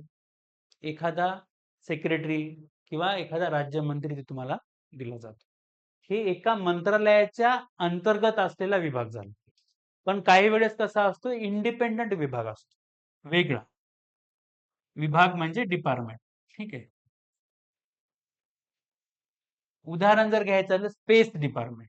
कोणतं डिपार्टमेंट? Department of space. आता याला मंत्री नसतो, याला डायरेक्ट सेक्रेटरी असतो. सेक्रेटरी कोण असतो? इस्रोचा जो कोणी अध्यक्ष असेल तोच डिपार्टमेंट ऑफ स्पेसचा काय झाला? अध्यक्ष झाला. मग तो रिपोर्ट कोणाला करणार? तर या डिपार्टमेंटचा पॉलिटिकल हेड असतो डायरेक्ट पीएम, पंतप्रधान. समजतं? विभाग आणि मंत्रालय, विभाग हे छोटे असतात, मंत्रालय हे मोठं असतं. ते आपण नंतर बघू. एक शॉर्ट मध्ये आपण ह्या गोष्टी समजून घ्यायच्या. ठीक आहे. मंत्र्याचे प्रकार बघा, कॅबिनेट मंत्री, राज्यमंत्री, उपमंत्री आणि संसदीय सचिवालय. केंद्र राज्य सरकारचे विभाग. ठीक आहे. प्रत्येक सरकारचे आपापले विभाग असतात. केंद्र राज्य सचिवालय. ठीक आहे. म्हणजे आता आपण म्हणतो ना मंत्रालय, मंत्रालयच आपण काय म्हणू शकतो? सचिवालय. का? मंत्रालयामध्ये मंत्री आणि त्या विभागाचे सचिव बसलेले असतात, तिथून आपल्या राज्याचा किंवा देशाचा कारभार चालतो. ठीक आहे. कॅबिनेट आणि मुख्य सचिव. कॅबिनेट सचिव काय असतो? सोप्या शब्दामध्ये त्याला आपण कॅबिनेट सेक्रेटरी म्हणतो. काय म्हणतो? Cabinet secretary. कॅबिनेट सेक्रेटरी हा अख्ख्या मंत्रिमंडळाचा प्रमुख असतो. मंत्रिमंडळाचा सचिव त्याला काय म्हणायचं? Cabinet secretary. ओके. आणि मुख्य सचिव जो असतो ना, मुख्य सचिव जो असतो तो तुमच्या राज्याचा असतो, आणि ह्या केंद्रीय मंत्रिमंडळाचा काय झाला? सचिव झाला. कॅबिनेट सेक्रेटरी हा दुसरा पंतप्रधान असतो. ही बाब तुम्ही समजून घ्या. म्हणजे जर प्रशासकीय सेवेमधलं सगळ्यात मोठं जर कोणतं पद असेल तर IAS आहे, आणि या IAS मध्ये सगळ्यात मोठा जर कोणता IAS असेल तर तो कोण आहे? Cabinet secretary, highest. पण आता पीएमओ आल्यामुळं याची थोडी पॉवर काय झालेली आहे? कॉम्प्रोमाइज झालेली आहे. तरी सुद्धा स्टेटस जे आहे ते हाय आहे. ठीक आहे. पीएमओ आलेलं आहे, प्राईम मिनिस्टर ऑफिस. ओके. दबाव गट आणि औपचारिक अनौपचारिक संघ, त्याची राज्य व्यवस्थेमधील भूमिका. दबाव गट म्हणजे काय? Pressure groups, media, students organisation. ठीक आहे. वुमन्स ऑर्गनायझेशन, फार्मर्स, इंडस्ट्रियलिस्ट, हे काय झाले? दबाव गट झाले. म्हणजे काय? शेतकरी आपल्या मागणीसाठी रस्त्यावर उतरणार की आम्हाला कर्ज माफी मिळाली पाहिजे. मग सरकार त्यांच्या दबाव मान्य करतं, कारण त्यांच्या वोट बँकचा प्रश्न असतो, आणि त्यांना कर्जमाफी देतं. द्यायला पाहिजे, काही प्रॉब्लेम नाही. ठीक आहे. पुन्हा असंच महिला त्यांच्या हक्कासाठी उठतात की आमची सिक्युरिटीचा प्रॉब्लेम आहे. ठीक आहे. मग त्यांच्यासाठी तो दबाव गट झाला. शेतकरी, असे विद्यार्थी आपल्या मागणीसाठी दबाव क्रिएट करतात. मीडिया हा दबाव गटामध्ये इनडायरेक्टली येतो. ठीक आहे. दबाव गट आणि राजकीय पक्ष, दबाव गट आणि स्वारस्य गट म्हणजे इंटरेस्ट ग्रुप. ठीक आहे. भारतातील दबाव गट, उणिवा आणि मूल्यांकन. भारतामध्ये कोणते कोणते दबाव गट आहेत? ठीक आहे. त्यांच्या उणिवा काय आहेत आणि त्याचं मूल्यांकन काय आहे, की ते खरंच कामाचे आहेत की नाही, हे आपल्याला इथे बघायचं. सगळ्यात सोपं लोकल सेल्फ गव्हर्नमेंट म्हणजे आपलं पंचायत राज. ठीक आहे. पंचायत आणि नगरपालिका 73वी 74वी घटना दुरुस्ती कशी उत्क्रांती झाली, तर मग तुम्ही घेऊ शकता बलवंतराय मेहता समितीपासून. ठीक आहे. तर आतापर्यंत. ठीक आहे. मग नागपूर जिल्ह्यात पहिली पंचायत राज स्थापन झालं राज्य ते. नेहरूंनी इनॉग्रेशन केलं वगैरे वगैरे. ठीक आहे. मग त्याचं महाराष्ट्रामध्ये वसंतराव नाईक समिती असं तुम्ही त्याला घेऊ शकता. उत्क्रांती, तरतूद, योजना, समस्या निराकरण आणि मूल्यांकन. ओके. त्यानंतर हा एक महत्वाचा पॉइंट आहे, जे आपण तुम्हाला मी आता ना रिप्रेझेंटेशन ऑफ पीपल ऍक्ट. ठीक आहे. 2 कायदे त्याच्यामध्ये 50चा आणि 51चा. सगळ्यात महत्वाचा आहे 51चा. ठीक आहे. सोप्या शब्दामध्ये जे कोणी इलेक्शन लढतं त्याची जी प्रोसेस असते, सगळ्या गोष्टी असतात, जे नियम असतात, आचारसंहिता वगैरे हे सगळं इथून येतं. ठीक आहे. म्हणजे इलेक्शन कमिशन सोबत त्याला तुम्ही संलग्न करू शकता किंवा लोकशाहीशी करू शकता असं म्हणायला काही हरकत नाही. विविध संविधानिक पदाच्या नियुक्त्या, विविध संविधानिक मंडळाचे अधिकार, कार्य आणि जबाबदारी. म्हणजे सोप्या शब्दामध्ये संविधानिक संस्था, कॉन्स्टिट्युशनल बॉडीज. ठीक आहे. महत्वाचा निवडणूक आयोग आहे, कॅग आहे, युपीएससी एमपीएससी आहे, वित्त आयोग आहे, केंद्राचा राज्याचा दोघाचा पण. राष्ट्रीय ओबीसी, एससी एसटी, अल्पसंख्याक महान्यायवादी महाधिवक्ता. बस हे तर तुम्ही युपीएससी एमपीएससी ला म्हणजे ओल्ड पॅटर्न आपण केलं, आता पण करायचे. मग आता फरक काय राहतो? तुम्हाला लिहायचंय की निवडणूक आयोगाची भूमिका लिहायची. ठीक आहे. त्यानंतर तुमच्या कॅगची भूमिका लिहायची तुम्हाला. ठीक आहे. ओबीसीची भूमिका लिहायची आयोगाची किंवा महान्यायवादीचे अधिकार कार्य असे तुम्हाला प्रश्न विचारले जाऊ शकतात. म्हणजे सगळ्यात सोपा टॉपिक आहे. म्हणजे आला तर तुम्हाला 100 म्हणजे आउट ऑफ मार्क मिळू शकतात. 100%. जसे संविधानिक बॉडी असतात ना, तसे स्टॅट्युटरी, रेग्युलेटरी आणि व्हेरियस कॉन्स्टिट्युशनल बॉडीज असतात. आता तुम्हाला एक फरक सांगतो. Constitutional bodies. ठीक आहे. कॉन्स्टिट्युशनल. ठीक आहे. स्टॅट्युटरी. ठीक आहे. ठीक आहे. हे तुम्ही इथे जे स्टॅट्युटरी. ठीक आहे. आणि एक असते एक्स्ट्रा कॉन्स्टिट्युशनल किंवा त्याला आपण एक शब्द वापरू शकतो बाय एक्झिक्युटिव्ह ऑर्डर. ठीक आहे. बघा, जी बॉडी किंवा जी संस्था संविधानामध्ये नमूद असते, जिचा उल्लेख कुठं असतो संविधानामध्ये, तिला संविधानिक बॉडी म्हणायचं. आणि जी संस्था कायद्यानं बनलेली असते तिला तुम्ही स्टॅट्युटरी किंवा वैधानिक म्हणू शकता. वैधानिक म्हणा किंवा कायदेशीर म्हणा. म्हणजे कायदा कोण बनवतं? संसद किंवा राज्यविधी म्हणा. त्यांनी स्थापन केलेली जी संस्था असते तिला स्टॅट्युटरी म्हणायचं. जी या दोघांनी पण नाही केली, एक्झिक्युटिव्हच्या ऑर्डरनं म्हणजे मंत्रिमंडळानं स्थापन केली एखादी समिती, एखादी. आता नीती आयोग जे आहे ना, एक्स्ट्रा कॉन्स्टिट्युशनल आहे. म्हणजे ते ना संविधानात नमूद आहे त्याचं, ना कायद्यामध्ये आहे. ते एक्स्ट्रा कॉन्स्टिट्युशन म्हणजे एक्झिक्युटिव्हनं ते तयार केलेलं. आता याचे उदाहरण आपण वरी पाहिले, युपीएससी, एमपीएससी, कॅग. याचे आपण आता बघूया इथे. ठीक आहे. आता बघा, नियोजन आयोग हे वेगळं आहे हा, नियामक मध्ये वगैरे होतो हा. ठीक आहे. नियामक मध्ये पण नाही, एक्स्ट्रा कॉन्स्टिट्युशनल आहे. नीती आयोग, आरबीआय, मानवाधिकार, केंद्रीय माहिती आयोग, दक्षता आयोग, सीबीआय, लोकपाल, लोकायुक्त, राष्ट्रीय महिला आयोग, प्रदूषण बोर्ड. ठीक आहे. महाराष्ट्र. ठीक आहे. जलमार्ग, भूजल, नागरी विमान, पेन्शन, फसाई हे तुम्ही लक्षात ठेवा. ठीक आहे. अल्पसंख्याक आयोग, IRDA, सेबी हे पण तुम्हाला लक्षात ठेवायचे. स्पर्धा आयोग, कॉम्पिटिशन, ट्राय हे लक्षात ठेवायचे. विद्युत नियामक, अणुऊर्जा, बार काउन्सिल, यूजीसी. यूजीसी लक्षात ठेवा. आर्थिक स्थिरता आणि विकास परिषद, हरित म्हणजेच एनजीटी लक्षात ठेवा. म्हणजे एवढं लक्षात ठेवायचं नाही, खूप मोजकेच लक्षात ठेवायचे. पण कसं असतंय, न्यूज मध्ये जर तो आता बघा ईडी, ईडी जर न्यूज मध्ये आहे तर ती बाय एक वैधानिक संस्था आहे. तर ती प्रश्न विचारली जाऊ शकते ना आपल्याला, म्हणून आपल्याला हे सगळं देणं गरजेचं आहे. पण तुम्हाला करायचंय काय, जे न्यूज मध्ये आहे तेच, हे सगळं करायचं नाही. फक्त तुमच्या माहितीसाठी दिलं. जेव्हा तुम्ही न्यूज वाचाल ना, की कळलं पाहिजे की यस, GS2 मधल्या या टॉपिकच्या अंडरची ही सब पॉइंट्स आहेत. Competition appellate tribunal, income tax, intellectual property, NDC, PCI. आता याला मी वेगळं करून दिलंय इंग्लिशमध्ये. ठीक आहे, तुम्ही हे नंतर बघू शकता त्याला. ठीक आहे, रेग्युलेटरी बॉडीज जे आहेत रेग्युलेशन करतात. खाद्यपदार्थाचं रेग्युलेशन कोण करायले? फसाय. ठीक आहे, कोण किंवा आपले जे काही रिचार्ज वगैरे असतात त्याचं कोण करायले? ट्राय करायले तसं. ठीक आहे.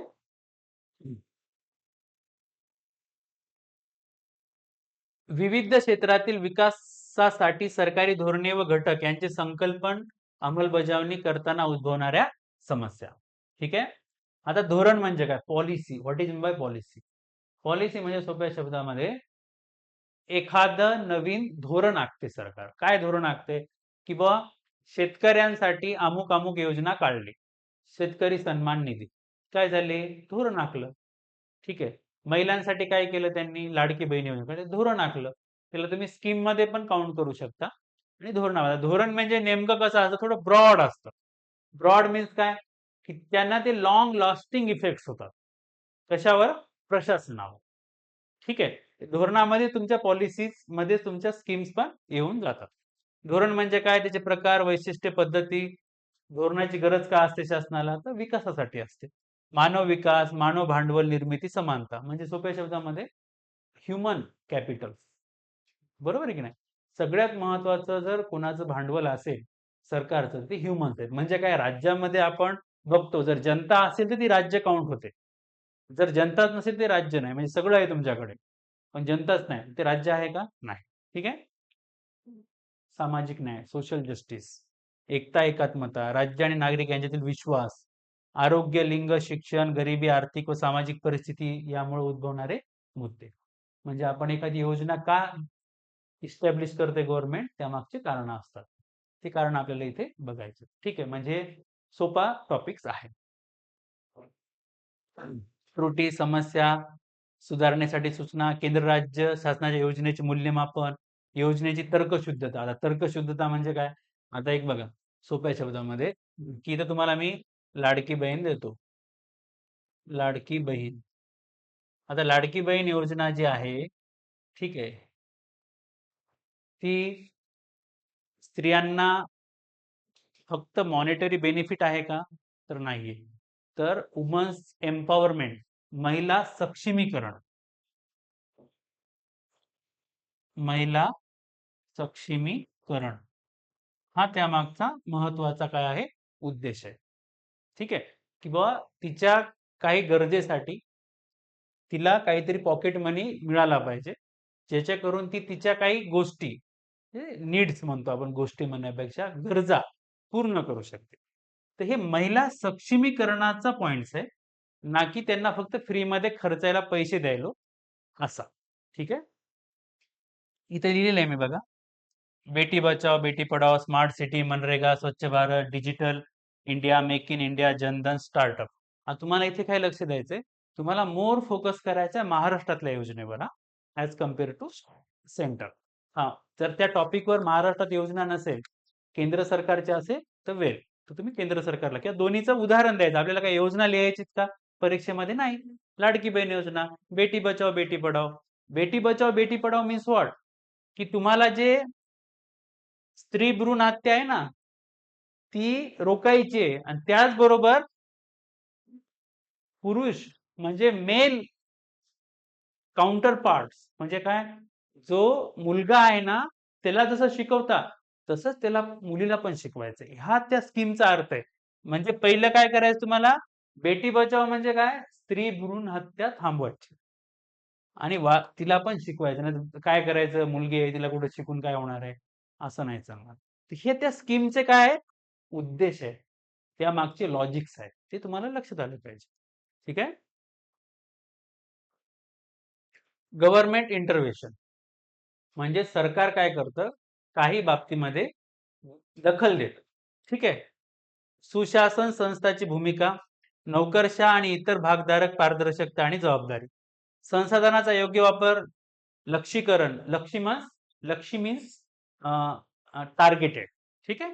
गळती, अपव्यय, खर्च, उपलब्ध ज्ञानाचा वापर. म्हणजे सोप्या शब्दामध्ये तुम्ही एखादी स्कीम गव्हर्नमेंट फॉर्म करतं, जर ती योग्य संसाधनाद्वारे किंवा योग्य संसाधनाचा वापर नाही केला, ज्यांना पाहिजे त्यांना जर नाही दिली, म्हणजे सोप्या शब्दामध्ये, आता आपण लाडकी बहीण कोणासाठी काढली, की बाबा महिलांसाठी ज्या काय आहेत सोप्या शब्दामध्ये वीक आहेत, कशा थ्रू, फायनान्शियली. सर्व महिलांसाठी काढली का ती? नाही काढली. विकर्स वुमनसाठी काढली, दुर्बल आर्थिक दृष्ट्या. मग ज्यांच्याकडे कार आहे, जॉब आहे, त्यांना जर ती स्कीमचा फायदा होत असेल, तर ते लक्षीकरण झालं का व्यवस्थित? नाही. ती काय झाली? गळती झाली, अपव्यय झाला, खर्च झाला. म्हणजे गव्हर्नमेंटचा पॉलिसी ज्यासाठी फॉर्म केली ती सॅटिस्फाय नाही झाली. ठीक आहे. ते तुम्हाला काय करायचंय? युटिलाइज करायचं. कारण तुम्हाला जॉबमध्ये गेल्यानंतर काय करायचंय? गव्हर्नमेंटची स्कीम इम्प्लिमेंट करायची आहे. बरोबर आहे ना? तर इम्प्लिमेंट करताना तुम्हाला ते कळलं पाहिजे ना, की अरे ही स्कीम कशासाठी आहे? तुम्हाला माहितीच नाही, की पैसे कशासाठी आहेत? तुम्हाला वाटलं खर्चायला यायलेत काय? खर्चायला येत नाहीत. त्याच महिलेला येत आहेत किंवा त्याच स्त्रीसाठी येत आहेत किंवा त्याच पुरुषासाठी म्हणजे फार्मरसाठी येत आहेत, ज्यांना गरज आहे. ते तुम्हाला ती गरज, नीड, उद्दिष्ट कळलं पाहिजे. संशोधन, नवकल्पना, तुमच्यातून काही नवी कल्पना आला पाहिजे, की अमुक-अमुक केलं पाहिजे आपण. देखरेख, मूल्यांकन, बजेट, मूल्यमापन बजेट, झिरो बेस म्हणजे बजेटिंगचे टाइप्स आले. ठीक आहे. इनपुट, आउटपुट, विश्लेषण, खर्च, लाभ, संस्था आणि नियामक संस्था स्थापन करणे, टास्क फोर्स, सुकाणू समिती, पुनर्विलोकन समिती. म्हणजे सोप्या टास्क फोर्स मीन्स काय? एखाद्या बाबीचा अभ्यास करण्यासाठी किंवा अंमलबजावणी करण्यासाठी आपण आपण म्हणजे सरकार, समिती नेमतं. तर या 3 प्रकारच्या त्या समिती असू शकतात. त्याला आपण स्टँडिंग कमिटी सुद्धा म्हणतो सुकाणूला. ठीक आहे. नेक्स्ट बघा, विकास प्रक्रिया व विकास उद्योग. अशासकीय संघटना, स्वयंसहायता गट, विविध गट व संघ, देणगीदार, धर्मदाय संस्था, संस्थात्मक व इतर हित संबंधित व्यक्ती यांच्या भूमिका. ओके. विकास, विकास म्हणजे काय? डेव्हलपमेंट म्हणजे काय? तिची व्याख्या, प्रकार, वैशिष्ट्ये, अडथळे, उपाय आणि मूल्यमापन. विकास आणि वाढ. ठीक बघा, हा पॉइंट तुम्ही इकॉनॉमिक्स मध्ये पण कळतो तुम्हाला. ग्रोथ म्हणजे काय आणि डेव्हलपमेंट म्हणजे काय. सपोज एखादा ह्युमन आहे, तो वाढला पण त्याची डेव्हलपमेंट नाही झाली, समजते ना? म्हणजे तो 6 फूट झाला पण मेंटली काय आहे, तो अंडर डेव्हलप आहे. म्हणजे वाढ आणि ग्रोथ ह्या 2 गोष्टी आहे. म्हणजे काय? लोकांकडे भरपूर पैसा आहे, परंतु त्याचं युटिलायझेशन योग्य तऱ्हेने होत नाही. गव्हर्नमेंटकडे भरपूर पैसा आहे, पण तो त्या टार्गेटेड ग्रुपकडे जात नाही. ठीक आहे. तर हे तुम्हाला बघायचे विकास आणि वाढ. नुसती बिल्डिंग बांधून फायदा नाही, तर ती मेंटेन करता आल्या पाहिजे, सस्टेनेबल असल्या पाहिजे, एन्व्हायरमेंट फ्रेंडली असल्या पाहिजे. ठीक आहे. म्हणजे आपल्याला जे गोष्टी करायच्यात फक्त इकॉनॉमिकल टर्म मध्ये नाही करता, ती सोशल, इथिकल, मोरल आणि इन्व्हायरमेंटल, ठीक आहे, लॉंग लास्टिंग या टर्मिनॉलॉजी मध्ये करायच्या आहेत, जेणेकरून तो सस्टेनेबल डेव्हलपमेंट राहील. समजतंय? म्हणजे शाश्वत, जो टिकला पाहिजे. ठीक आहे. त्यानंतर स्वयंसेवी क्षेत्रातील राष्ट्रीय धोरण, NGO. NGO means non government organisation, त्याला आपण मराठीमध्ये स्वयंसेवी संघटना म्हणतो. ठीक आहे. त्या अशासकीयच असतात. ठीक आहे. एनजीओ काय करतात, तर गव्हर्नमेंटच काम करतात, पण त्या गव्हर्नमेंट नसतात. फुकट करतात का? नाही, पैसे घेतात. कोणाकडून? गव्हर्नमेंटकडून. किंवा मोठे मोठे लोक दान देतात, त्या दानातून ते काम करतात. ओके. एनजीओचे प्रकार किती आहेत? भूमिका, समस्या, योगदान, मान्यता, वैधता, जबाबदारी, परकीय निधी वगैरे. कारण का? एनजीओ जे आहेत, इंडियन्स आहेत, काही इंटरनॅशनल आहेत. ठीक आहे. तर मेन प्रॉब्लेम काय येतो, कधी कधी ह्या एनजीओ फॉरेन फंड घेऊन इंडियामध्ये डिस्टर्बन्सेस करतात. Means what? तर भारताची जी काही राजकीय स्थिरता आहे त्याला अस्थिर करण्याचा प्रयत्न या एनजीओ करतात. त्यासाठी हा प्रश्न आलेला आहे बघा. मान्यता, वैधता, परकीय निधी. मग कोणत्या एनजीओला कुठून पैसा आलाय आणि तो काय आलाय आणि त्या पैशाचं काय करते? ती ते योग्य वापर करते का त्याचा मिसयूज करते? ठीक आहे. हे तुम्हाला नंतर कळेल आपल्याला. ठीक आहे. NGO, international NGO. Okay. Bharat सरकार, युनायटेड नेशन आणि एनजीओचे संबंध. विकास प्रकल्प, समुदाय विकास, पुनर्वसन, मदत पुनर्वसन मध्ये गुंतलेल्या एनजीओ, आपत्ती व्यवस्थापन सहभागी एनजीओ, एनजीओ आणि दबाव गट. बघा, एनजीओ खूप प्रकारचे आहेत हा. म्हणजे आपापला स्पेअर आहे, एरिया आहे, कॉन्टेक्स्ट आहे, त्यामध्ये त्या काम करतात. ठीक आहे. प्रत्येक म्हणजे मदत आणि पुनर्वसन म्हणजे काय, काही जण फायनान्शियल एखादा आजार आहे ना, चला आम्ही एनजीओ तुमच्या ऑपरेशनसाठी 1,00,000 रुपये देतो. पुनर्वसन पुनर्वसन म्हणजे काय, की आता तुमचं पुरामध्ये घर वाहून गेलं, चला आम्ही तुम्हाला काहीतरी बांधून देतो, काहीतरी मदत करतो, किंवा तुमचा घरचा करता धरता अपंग झाला, वारला, तर आम्ही तुम्हाला काहीतरी जॉब देतो. अशा पुनर्वसन असतात. ठीक आहे. आपत्ती व्यवस्था सहभागी मीन्स डिझास्टर मॅनेजमेंट, भूकंप, फ्लड, ठीक आहे, किंवा वॉर, यामुळं काय असतंय, हानी होते आर्थिक सगळ्या गोष्टीची. त्यामध्ये ते काही एनजीओ सहभागी असतात. एनजीओ दबाव गट म्हणून भूमिका म्हणजे काही एनजीओ प्रेशर पण टाकतात गव्हर्नमेंटवर. म्हणजे तुम्हाला नर्मदा बचाव आंदोलन होतं मागे. ठीक आहे. अशा काही एनजीओ काय करतात, गव्हर्नमेंटवर प्रेशर पण अलाव म्हणजे इस्टॅब्लिश करण्याचा प्रयत्न करतात. ठीक आहे. सेल्फ हेल्प ग्रुप म्हणजे काय, बचत गट, जे आपल्या गावाकडे फेमस असतं. ठीक आहे. अर्थ, महत्व, उद्दिष्टे, रचना, संघटना, निधी, गरज, फायदे, आव्हाने, उपाययोजना, केस स्टडी. हा पॉइंट सगळ्यात महत्वाचा आहे. केस स्टडी. केस स्टडी म्हणजे काय, की आता तुम्हाला सेल्फ हेल्प ग्रुपचं काय बघा, अर्थ, महत्व, उद्दिष्ट, रचना झालं, माहित झालं, विषय संपला. तर तुम्हाला कळलं पाहिजे की कोणता सेल्फ हेल्प ग्रुप कोणत्या क्षेत्रामध्ये चांगलं काम करायला आहे, ज्याला नॅशनली, इंटरनॅशनली किंवा स्टेट लेवलला त्याला गौरविण्यात आलेलं आहे. त्या केस स्टडी तुम्हाला लक्षात ठेवा, त्या उदाहरणामध्ये द्यायच्या. समजते सर? सर्व आता शक्यतो तुम्हाला मी सांगितलं, महाराष्ट्र आणि India, first Maharashtra, second India, मग वर्ल्ड. ठीक आहे, असं जायचं तुम्हाला, म्हणजे आपल्या सर्वांना. ठीक आहे. मायक्रो फायनान्स म्हणजे बचत गटाचं मेन उद्दिष्टच काय, मायक्रो फायनान्स आहे. ओके. अर्थ, महत्व, उद्दिष्ट, फायदे, ओके, सर्व गोष्टी.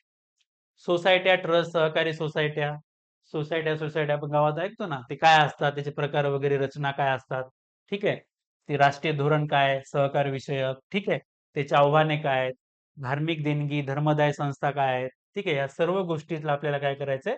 आता एक तुम्हाला इथं उदाहरण दिले बघा मी, अमूलचं. अमूल काय, मिल्क आहे. अमूल दूध पिताय इंडिया, आपण जाहिरात ऐकतो. ठीक आहे.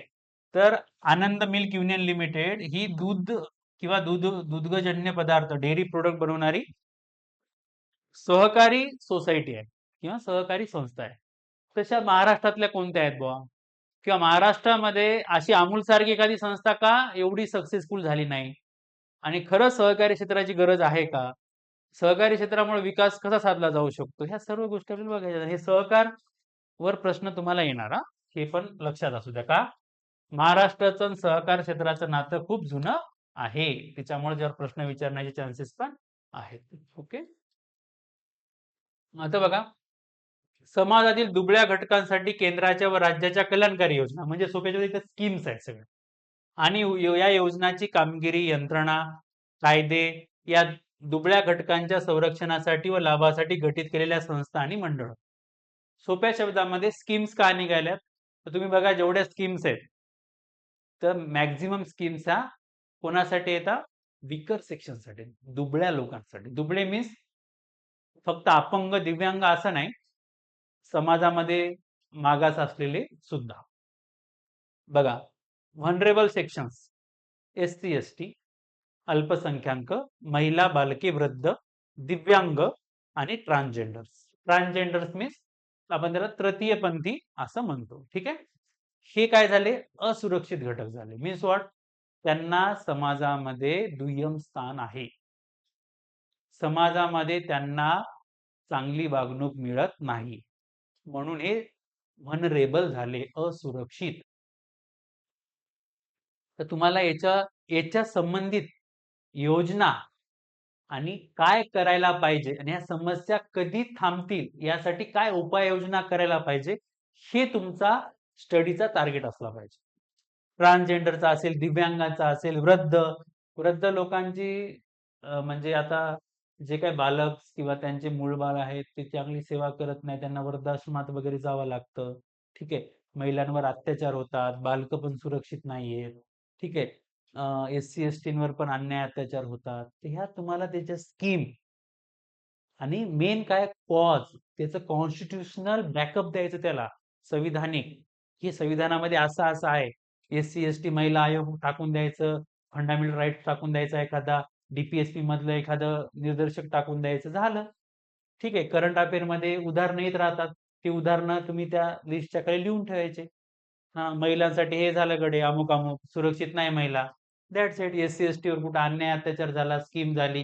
चांगलं उदाहरण द्यायचं, लिहून ठेवायचं, संपला विषय.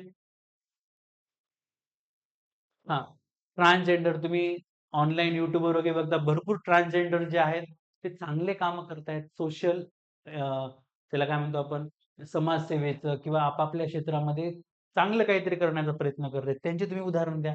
महाराष्ट्रामधले 2-4 उदाहरणं आहेत चांगली. भारत लेव्हलला पण आहेत. तुम्ही ते घेऊ शकता.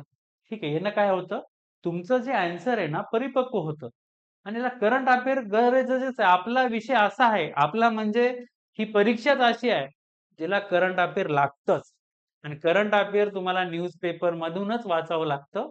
एक मंथली मॅगझीनवर तुम्ही जास्त रिलाय राहू शकत नाही. ठीक आहे? वापरू शकता, पण राहू शकत नाही. काय? डिपेंड्स. ओके? आरोग्य, शिक्षण, मानव संसाधन यासारख्या सामाजिक क्षेत्र सेवाशी निगडीत घटकांचा विकास व व्यवस्थापन संबंधातले प्रश्न. ओके. मेन काय आता आरोग्य.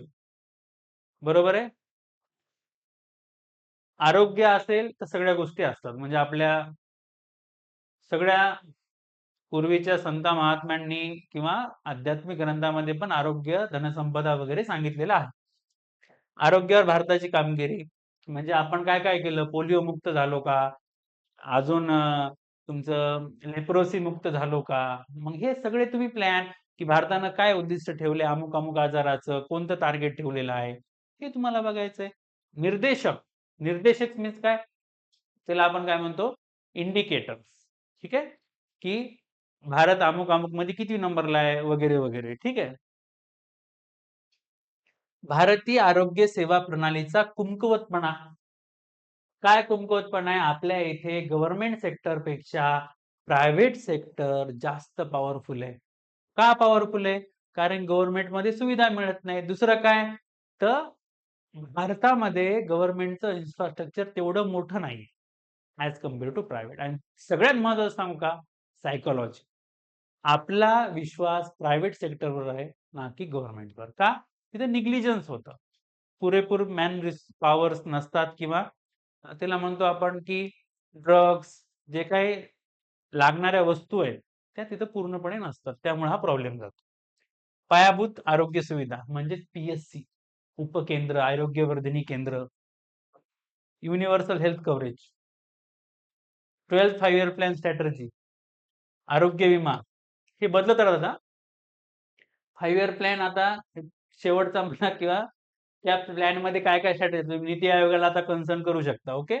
आरोग्य विमा म्हणजे महात्मा फुले किंवा प्रधानमंत्री आरोग्य जे काही विमे काढलेत, ते तुम्ही लिहू शकता 5 लाखापर्यंत फ्रीमध्ये इलाज आहे. आहे बाबा, पण सगळ्या आजारावर नाही ना. तिथे गेल्यावर पण तुमचा नंबर लागत नाही. तिथे गेल्यानंतर तुम्हाला त्या 5 लाखासारखी सुविधा मिळत नाही. कारण की त्यांचे योजनेवाल्यांचे वार्ड वेगळे राहतात आणि पैसे भरणाऱ्यांचे काय असतात वेगळे राहतात. का? गव्हर्नमेंट त्यांना टाईमवर पेमेंट देत नाही, लेट पेमेंट येतं. त्याच्यामुळे ते थोडं निग्लेक्ट करतात. That's it. ठीक आहे. आरोग्य विमा, आरोग्य धोरण, नॅशनल हेल्थ पॉलिसी हे महत्वाचं आहे. हेल्थ पॉलिसी महत्वाची. राष्ट्रीय आरोग्य अभियान, माता आणि किशोरवयीन आरोग्य, महिलांसाठी गव्हर्नमेंट इन्स्टिट्यूशनल डिलिव्हरी देतं. ठीक आहे. किशोरवयीन मुलींसाठी mainly iron, folic acid tablets वगैरे देतं. ठीक आहे ह्या गोष्टी. बालआरोग्य, बालआरोग्याला काय खाऊ येतो. ठीक आहे. किंवा न्यूट्रिशन म्हणून की तुम्हाला अमुक-अमुक तुमच्या महिन्याला येत असतो बाळांना. ते पॅकेट आले आता मिक्स. ते घरपोच गव्हर्नमेंट द्यायलंय तुम्हाला अंगणवाडी आशा वर्कर वगैरे थ्रू. ठीक आहे. अँटी मायक्रोबियल रेझिस्टन्स म्हणजे काय? आता बघा हे पॉइंट्स काय की सपोज मी अँटिबायोटिक घेतली. ठीक आहे. मी अँटिबायोटिक घेतली. आता सपोज मी अझिथ्रोमायसिन घेतली. ठीक आहे. अझिथ्रोमायसिन 500 घेतली मी. तर त्या अझिथ्रोमायसिन 500 ला तुमची जी स्ट्रीप असते ना, त्या स्ट्रीपवर 3च गोळ्या असतात. म्हणजे त्याला फोडून विकायचं नसतं. 3 ला 3. याचा अर्थ काय?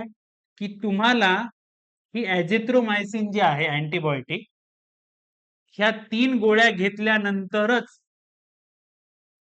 ज्या मायक्रो ऑर्गॅनिझमसाठी ही घेतलेली आहे, तो तिला एकतर रजिस्ट करेल किंवा किल करेल मेनली.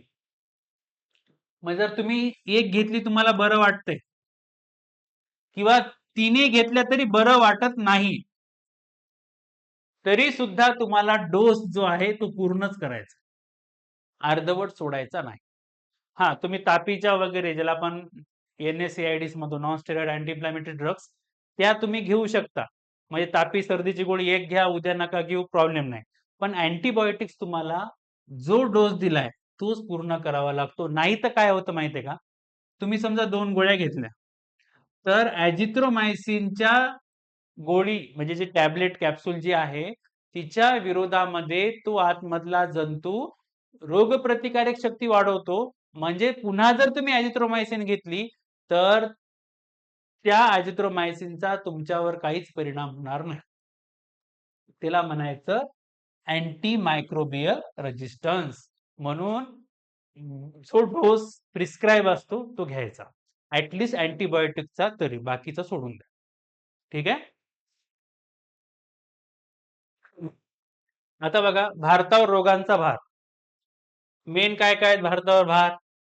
ठीक आहे, आता सध्या कोणता आहे? कर्करोग. सगळ्यात जास्त भार वाढलेला आहे कर्करोगाचा, कॅन्सरचा. ठीक आहे का? कारण की तुमची जी काही ट्रीटमेंट आहे ती पण कॉस्टली आहे. ठीक आहे. आणि मेन सध्या आजार जो आहे भारतावर तो माझ्या मते कर्करोग आहे, कॅन्सर आहे. ठीक आहे. तो कशामुळे? तर आपण चांगलं खात पीत नाही, राहत नाही म्हणून. चांगल्या आरोग्यासाठी काय करावं लागेल? योगा करा. ठीक आहे. फवारणी वगैरे केलेलं प्रिझर्व्ह फूड्स खाऊ नका. ठीक आहे. एक्सरसाइज करा. पॅकेज फूड खाऊ नका. हे झालं आरोग्यासाठी. दुसरं काय लागणार आहे? हां, शासनाच्या कोणत्या कोणत्या उपक्रम आणि योजना येतात, त्या बघायच्या. सोपं आहे सगळ्यात. ठीक आहे. शिक्षण, ज्यासाठी आपण इथं आहोत. ठीक आहे. साक्षरतेची स्थिती काय आहे भारतामध्ये? शैक्षणिक संरचना काय? म्हणजे आता जो आपल्या नवीन एज्युकेशन पॉलिसी आली ती. ठीक आहे. आव्हानं, सुधारणा. ठीक आहे. उपक्रम, योजना आणि शासकीय संस्था. ठीक आहे. हा एक तुम्ही ऍसरचा रिपोर्ट स्टार करून ठेवायचा. हे तुमच्या जिथं जिथं शिक्षण हा विषय येईल, एस मध्ये येऊ, GS2 मध्ये येऊ, GS3, GS4 कुठं पण येऊ, शिक्षण आलं याचा रिपोर्ट लिहायचा डोळे झाकून. ठीक आहे. पैसा, पैसा म्हणजे काय? सरकार, इंडिया किंवा महाराष्ट्र शासन बजेट तर मांडतं, पण त्या बजेट मधले किती पर्सेंट हे एज्युकेशनवर स्पेंड होतो? म्हणजे जीडीपीच्या किती पर्सेंट एज्युकेशनवर स्पेंड होतो? हा पॉइंट आहे. मग तुम्हाला दरवर्षीचं बजेट पण बघायचं. सुब्रमण्यम पॅनलचा अहवाल काय? हे नवीन शैक्षणिक धोरण, ऑनलाईन शिक्षण पद्धती. तुम्हाला एक सांगू का आता? आपण काय करायलो? ऑनलाईनच घ्यायलो. बरोबर आहे की नाही? ऑनलाईन घ्यायलो की नाही? तर ऑनलाईन शिक्षण पद्धतीवर 100% प्रश्न येणार. किती टक्के? 100% हे ऑनलाईन. त्याला आपण म्हणतो टेक एज्युकेशन. ठीक आहे. हे तुम्ही 100% करून जा. ऑनलाईन एज्युकेशन शिक्षण. एससे तर येईल, नाही तर तुमच्या GS2, GS3 कुठेतरी येईल. 100% करायचं ऑनलाईन एज्युकेशन. ठीक आहे. ह्याला म्हणत एडुटेक. ठीक आहे. हे एकच पॉइंट आहे. ठीक आहे. तंत्रज्ञानाचा वापर. आता AI ऍड करा त्याच्यामध्ये. काय ऍड करा? AI, artificial intelligence. पुस्तक वाचायचं कामच नाही. सांग म्हणायचं AI ला GS2 चा अभ्यास कसा करू? सांगते AI असं असं कर. सगळीच माहिती बरोबर असेल का? नाही, टॅली करावी लागेल तुम्हाला. ठीक आहे.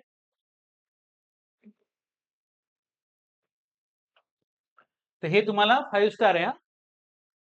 यावर प्रश्न येईल. या वर्षी नाही आला, पुढच्या वर्षी येईल. एससे तरी येईल. ठीक आहे. कौशल्य विकासाची गरज. ह्युमन रिसोर्स, मानव संसाधन. ठीक आहे. अहो, एखादा मनुष्य आहे, त्याच्याकडे स्किल नाही, ते मनुष्य कामाचा आहे का? तो रिकामा झाला, त्याला काही कोणतंच काम करता येईल. ना त्याला शेतातलं काम करता येते, ना नोकरीचं काम करता येते, ना एखादा बिझनेस करता येतो. त्यासाठी काय लागतं? कौशल्य लागतं, स्किल लागतं. ठीक आहे. मग कौशल्य विकासाची गरज आहे. कशासाठी? ह्युमन रिसोर्ससाठी. सपोज फॉरेन कंपन्या यायल्यात इंडियामध्ये, खूप हायटेक. मग तिथं जर चांगले इंजिनियरच नसतील, मीन्स व्हॉट? कौशल्य, स्किल, तर तिथं काम त्यांना जॉब मिळेल का? किंवा ती कंपनी भारतात येईल का? नाही येणार. म्हणून आपल्याला स्किल लागतो. म्हणून स्किल डेव्हलपमेंट किंवा स्किल इंडिया नावाच्या योजना गव्हर्नमेंटनं काढल्या. त्यामागचं कारणच हे. योजना, विविध उपक्रम, आव्हानं. ठीक आहे. आव्हानं सगळीकडे लक्षात ठेवायचे. ओके. दारिद्र्य व उपासमार यांच्याशी संबंधित प्रश्न. Issue relating to poverty and hunger. सगळ्यात महत्वाचं आहे. भारतामध्ये तरी आता गरिबी कमी झाली असे वर्ल्ड बँक सगळेजण म्हणायलेत. पण एक लक्षात घ्या, अमेरिकेत जरी गेले तरी गरिबी आहे. बरोबर आहे? इंडियामध्ये गेले तरी आहे. 100% तर कुठूनच दारिद्र्य आणि गरिबी जाणार नाही. म्हणजे आपण म्हणतो ना, रामराज्य आलं पाहिजे, बळीचं राज्य आलं पाहिजे, ते कधीच येऊ शकत नाही. काय येऊ शकत नाही? ते आयडियल असतं. काय असतं? Ideal. Ideal state. Ideal state does not exist. Ram राज्यामध्ये सुद्धा असुर होतेच की. समजते की नाही? म्हणजे काय? आयडियल म्हणजे सोप्या शब्दामध्ये आपण त्याला म्हणू शकतो, की असं होण्याचा प्रयत्न करायचा. आदर्श. रामासारखं राज्य करायचं, पण राम राज्य होणार नाही. शिवाजी महाराज माझे आदर्श आहेत. ठीक आहे. म्हणजे मला शिवाजी महाराजांसारखं काहीतरी बनायचा प्रयत्न करायचा. मी शिवाजी महाराज होऊ शकतो का? नाही होणार. पण शिवाजी महाराजांचे पॉइंट पॉइंट काहीतरी पर्सेंट जरी गुण माझ्यात आले, तरी ते काय झालं? सार्थ झालं. असा त्याचा अर्थ होतो. ठीक आहे. त्याच्यामुळं गरिबी उपासमार हे जोपर्यंत राज्य आहे तोपर्यंत राहणारच आहे. हा, फ्रिक्वेन्सी कमी जास्त होईल. ठीक आहे. फ्रिक्वेन्सी काय होणार आहे? कमी जास्त होणार आहे. ओके. कुपोषण, माल न्यूट्रिशन. कुपोषण भारतामध्ये आता थोडं प्रमाणामध्ये कमी झालेलं आहे. कुपोषण काय होतं? तुम्हाला न्यूट्रिशनल डाएट नाही मिळत त्यामुळे. ठीक आहे. Million development goals. ठीक आहे. सस्टेनेबल डेव्हलपमेंट गोल यादीच आहे बघा, इकॉनॉमिक्स मध्ये कुठं पण बघायला मिळते तुम्हाला. अन्न व सुरक्षा, पोषण सुरक्षा, राष्ट्रीय अन्न सुरक्षा कायदा, मध्यान्ह भोजन योजना आणि मनरेगा. हे कशासाठी मिळाले तुम्हाला? मध्यान्ह भोजन. 8वी पर्यंत आपल्याला शाळेमध्ये खिचडी खायला मिळते. का? कोणासाठी आहे मेनली ती? दारिद्र्य आणि उपासमार रोखण्यासाठी.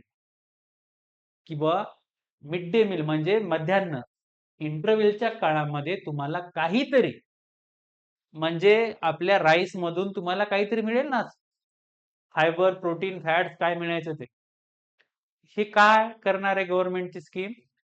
थोडं ज्यांना खायला मिळत नाही त्यांना खायला मिळेल, जे उपाशी आहेत त्यांना अन्न मिळेल. हे त्यामागचा उद्देश आहे. ठीक आहे.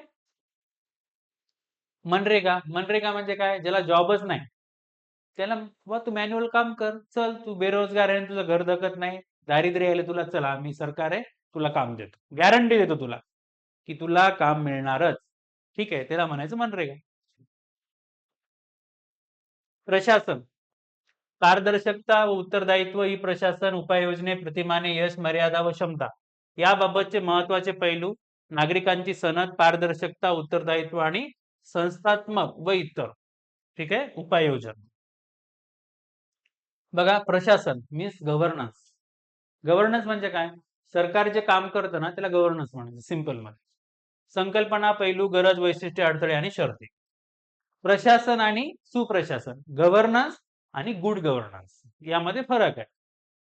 काम करणं आणि चांगलं काम करणं, म्हणजे शासन काम करायले आणि शासन चांगलं काम करायले, त्याच्यामध्ये म्हणजे त्याला आपण म्हणू शकतो प्रशासन आणि सुप्रशासन. नागरी केंद्रित प्रशासन, सिटीजन सेंट्रिक ऍडमिनिस्ट्रेशन. म्हणजे आपण गव्हर्नमेंट ऑफिस मध्ये जातो, तर गव्हर्नमेंट मध्ये ऑफिस मध्ये गेल्यानंतर साहेब आपल्याला त्यांना म्हणावं लागतं. तसं म्हणण्यापेक्षा त्यांनी काय म्हणायला पाहिजे? जसं आपण एखाद्या प्रायव्हेट बँकेमध्ये जातो. प्रायव्हेट बँकेमध्ये गेल्यावर काय? तर तो तिथला कर्मचारी तुमच्या जवळ येतो आणि मी तुमची काय मदत करू शकतो असं म्हणतो. आणि तेच तुम्ही एसबीआय बँकेमध्ये गेले तर तुम्हाला माहित आहे उद्या या परवा या हे कागद आणा ते कागद आणा. म्हणजे जे प्रशासन आहे ते नागरी म्हणजे सेंटर कोणाचं सिटिझन सेंट्रिक आहे का नाही. तर आपल्याला कसं करायचंय सिटिझन सेंट्रिक करायचंय. म्हणजे गव्हर्नमेंटच्या कर्मचाऱ्यांना येणाऱ्या नागरिकासाठी काम केलं पाहिजे ना की त्या नागरिकानं त्यांच्यासाठी. साहेब येऊ का उद्या येऊ का असं ते कामाचं नाही. तुम्ही सेवेत जाणार तर तुम्ही स्वतःला समजून घ्या you are a servant. Boss नाहीयेत तुम्ही ओनर नाहीयेत मालक नाहीयेत तुम्ही सर्वंट आहात सेवा. ठीक आहे. कायदे मंडळ कार्यकारी मंडळ न्यायमंडळाची उत्तरदायित्व. ठीक आहे. काय अकाउंटेबिलिटी आहे. ठीक आहे. लोकपाल व लोकपायुक्ताची भूमिका विसल ब्लोअर संकल्पना. ठीक आहे.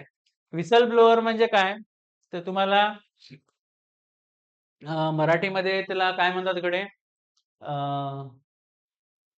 विसल ब्लोअरला मराठीत मला आठवत नाही काय म्हणतात पण ती संकल्पना सांगतो काय आहे ते.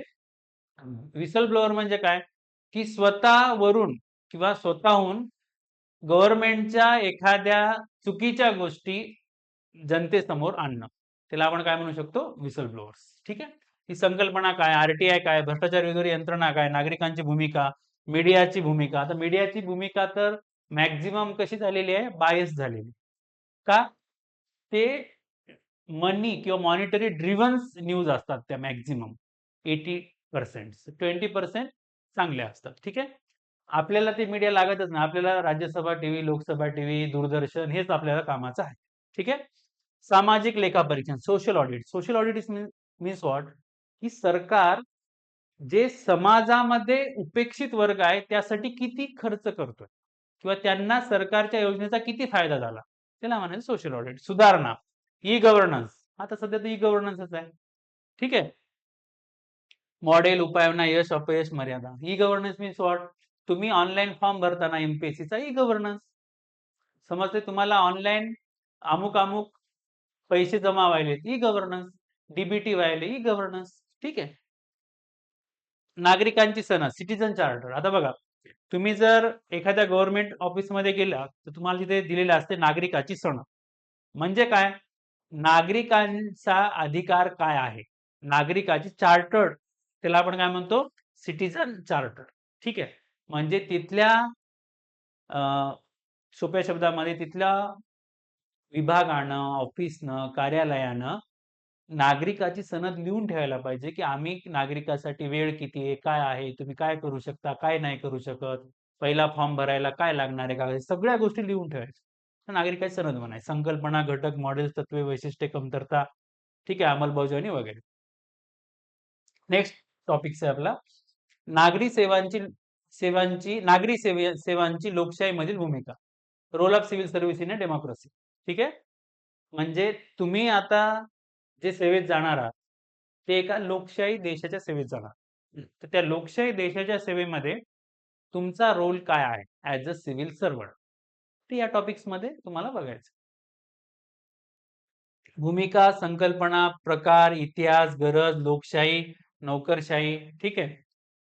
धोरण निर्मिती बरोबर आहे ना तुम्ही जाणार मंत्र्यासोबत बसणार पॉलिसी फॉर्म करणार अंमलबजावणी पण करणार मूल्यमापन करणार म्हणजे काय किंवा ती खरंच चांगल्या प्रकारे काम केलं का तिनं सामाजिक आर्थिक बदलामध्ये योगदान कायद्याचे संरक्षण.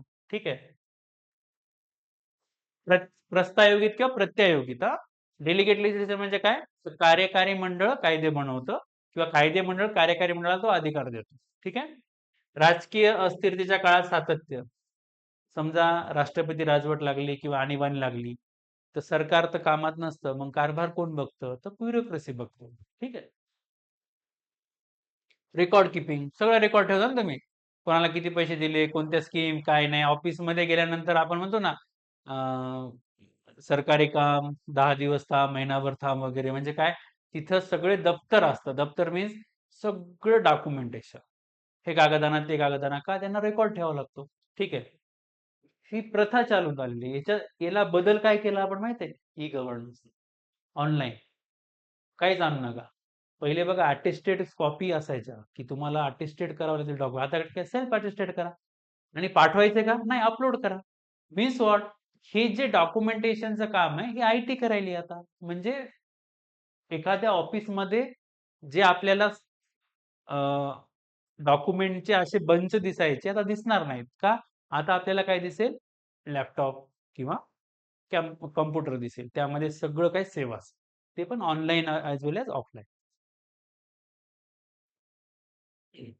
समस्या बघा, व्यावसायिकतेचा अभाव, अकार्यक्षमता, अकार्यक्षम प्रोत्साहन प्रणाली, कालबाह्य नियम व प्रक्रिया, पदोन्नतीमध्ये विसंगती, पारदर्शकता, उत्तरदायित्वाचा अभाव, अनियंत्रित आणि लहरी बदल्या. हा पॉईंट तुम्हाला भविष्यात कळून जाईल. राजकीय हस्तक्षेप हे पण कळून जाईल. ठीक आहे. मूल्य आणि नीतिशास्त्राचे शरण. ठीक आहे. मूल्य आणि नीतिशास्त्र म्हणजे काय? किंवा एखादा अधिकारी झाल्यानंतर तो विसरून जातो, की मी जी सेवा परिधान केलेली आहे, म्हणजे मी जो पद ग्रहण केलेला आहे, त्याचं कारण लोकांचं हित, सेवा आहे. ही ती नीतिमत्ताच विसरतो आणि स्वतःला काहीतरी समजायला. ठीक आहे. लाल फितीचा कारभार म्हणजे काय? 10 दिवस, 8 दिवस लेट करणे. उच्चयुक्त स्वरूप म्हणजे हाय. कमी पगार. कमी पगार म्हणजे चांगली पगार आहे, तरी कमी वाटते as compare to private sector. Private सेक्टरमधल्या हायर पोस्टच्या कंपेअरमध्ये हां. म्हणजे सोप्या शब्दामध्ये समजा आपल्या महाराष्ट्राचे चीफ सेक्रेटरी आहेत. त्यांची समजा 2.5-3 लाख रुपये पेमेंट आहे. तेच जर एखाद्या कंपनीचा सीईओ असेल, तिचं पॅकेज कोटीमध्ये असतं. असं कंपॅरिझन हां. सुरुवातीला तर सगळ्यांचं सेमच राहतं. ठीक आहे. मूल्य हे झालं ना. सत्ता हस्तगत करण्याची प्रवृत्ती म्हणजे काय? मला ती पोस्ट पाहिजे. मला तिथं पोस्टिंग पाहिजे. मला या पदावर पाहिजे. मला इथं पाहिजे. ही वृत्ती आता ब्युरोक्रेसीमध्ये दिसत आहे. ठीक आहे. सुधारणा काय करता येईल आपल्याला? सत्तेची विषमता कमी करणे, राजकीय हस्तक्षेप कमी करणे, कार्यकाळाची हमी, नागरिक केंद्रीय प्रशासन, परिणाम केंद्रित नोकरशाही, सार्वजनिक सेवाच्या मूल्य आणि नीतीमध्ये मध्ये प्रचार करणं. हे तुम्हाला इथिक्समध्ये पण कव्हर होऊन जातं हे पॉइंट्स. ठीक आहे. म्हणजे तुम्ही ॲज अ नोकरशहा कसं वागले पाहिजे, त्या गोष्टी इथे आहेत. आणि पॉलिटिक बघा एक लक्षात घ्या, तुम्ही एक सिंपल गोष्ट सांगू तुम्हाला. आपण नोकरशहा म्हणण्यापेक्षा आपण सेवक म्हणून चाललो तिथे आणि आपण ब्युरोक्रॅट्स आहोत. ठीक आहे. नोकरशहा आहोत, सेवक आहोत आणि आपले जे बॉस आहेत ना, ते पॉलिटिशियन्स आहेत. ते पॉलिटिशियन लोकांनी निवडून दिलेले आहेत. आणि लोकशाहीमध्ये, अप्रत्यक्ष लोकशाहीमध्ये जे प्रतिनिधी निवडून दिले जातात, त्यांचं सरकार बनतं. म्हणजे ते पॉलिटिशियन जे असतात ना, ते इनडायरेक्टली जनता असते. तुम्ही इनडायरेक्टली जनता नसता. तुम्ही डायरेक्टली कोण आहात? त्या जनतेचे सेवक. आणि त्या जनतेचा प्रतिनिधी कोण आहे? पॉलिटिशियन. तुम्हाला त्यांचं ऐकावंच लागतं. स्वतःला वर किंवा मोठे समजू शकत नाही तुम्ही. तुमचे अल्टिमेट बॉस हे पॉलिटिकलच असणार आणि असायलाच पाहिजे कारण की लोकशाही. आपण जर झालो ब्युरोक्रेट तर आपली हुकुमशाही होईल. समजते ना? कारण की आपण पर्मनंट आहोत. ते 5 वर्षासाठीच आहे. लोकांना आवडले तर पुन्हा निवडून येतील, अन्यथा ते घरी बसतील. पण आपण तर 60 वर्षापर्यंतच आहोत. मग आपल्याला कोण काढणार?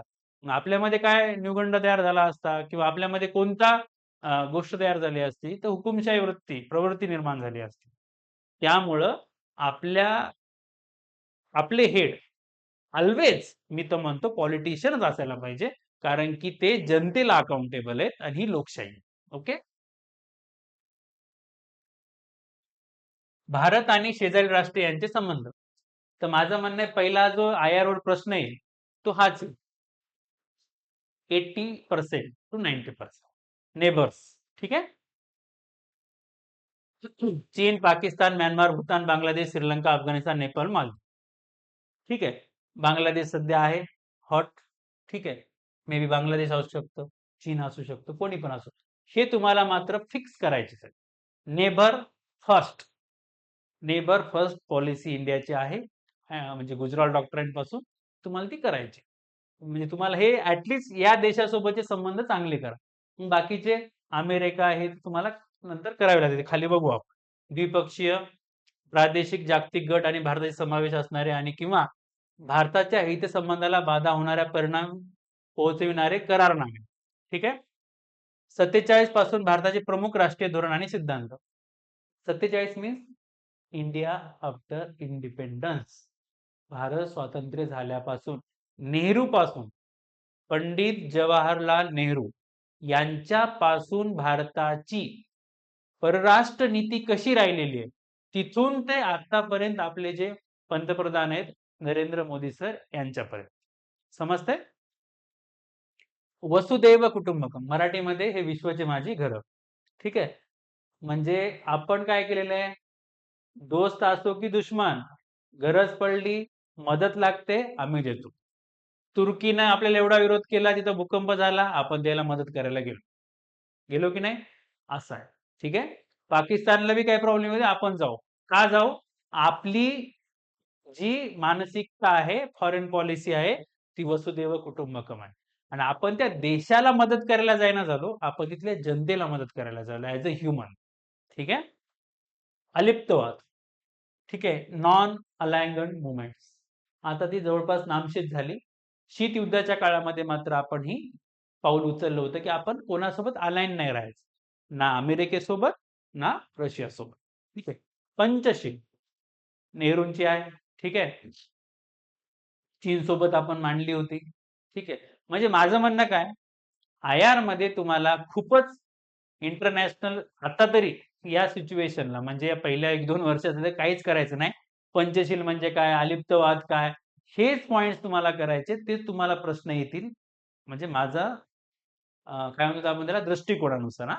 मे बी दृष्टिकोन चुकेल, पण 90% तर माझा अंदाज आहे, की तुम्ही स्टॅटिक्स पोर्शन करा फर्स्ट. म्हणजे त्याला म्हणतो आयआरचं फाउंडेशन काय? ते करा. तुम्ही लगेच करंट करत बसू नका. हां, करंट करू नका असं नाही, पण पहिले हे करावं लागणार आहे तुम्हाला. नंतर तिकडे जावं लागेल. Anti colonism, neo colonism, neo imperialism oppose by India. ठीक आहे. आपण वसाहतवादाच्या विरोधात आहोत. ठीक आहे. नव वसाहतवादाच्या विरोधात सुद्धा आहोत. ठीक आहे.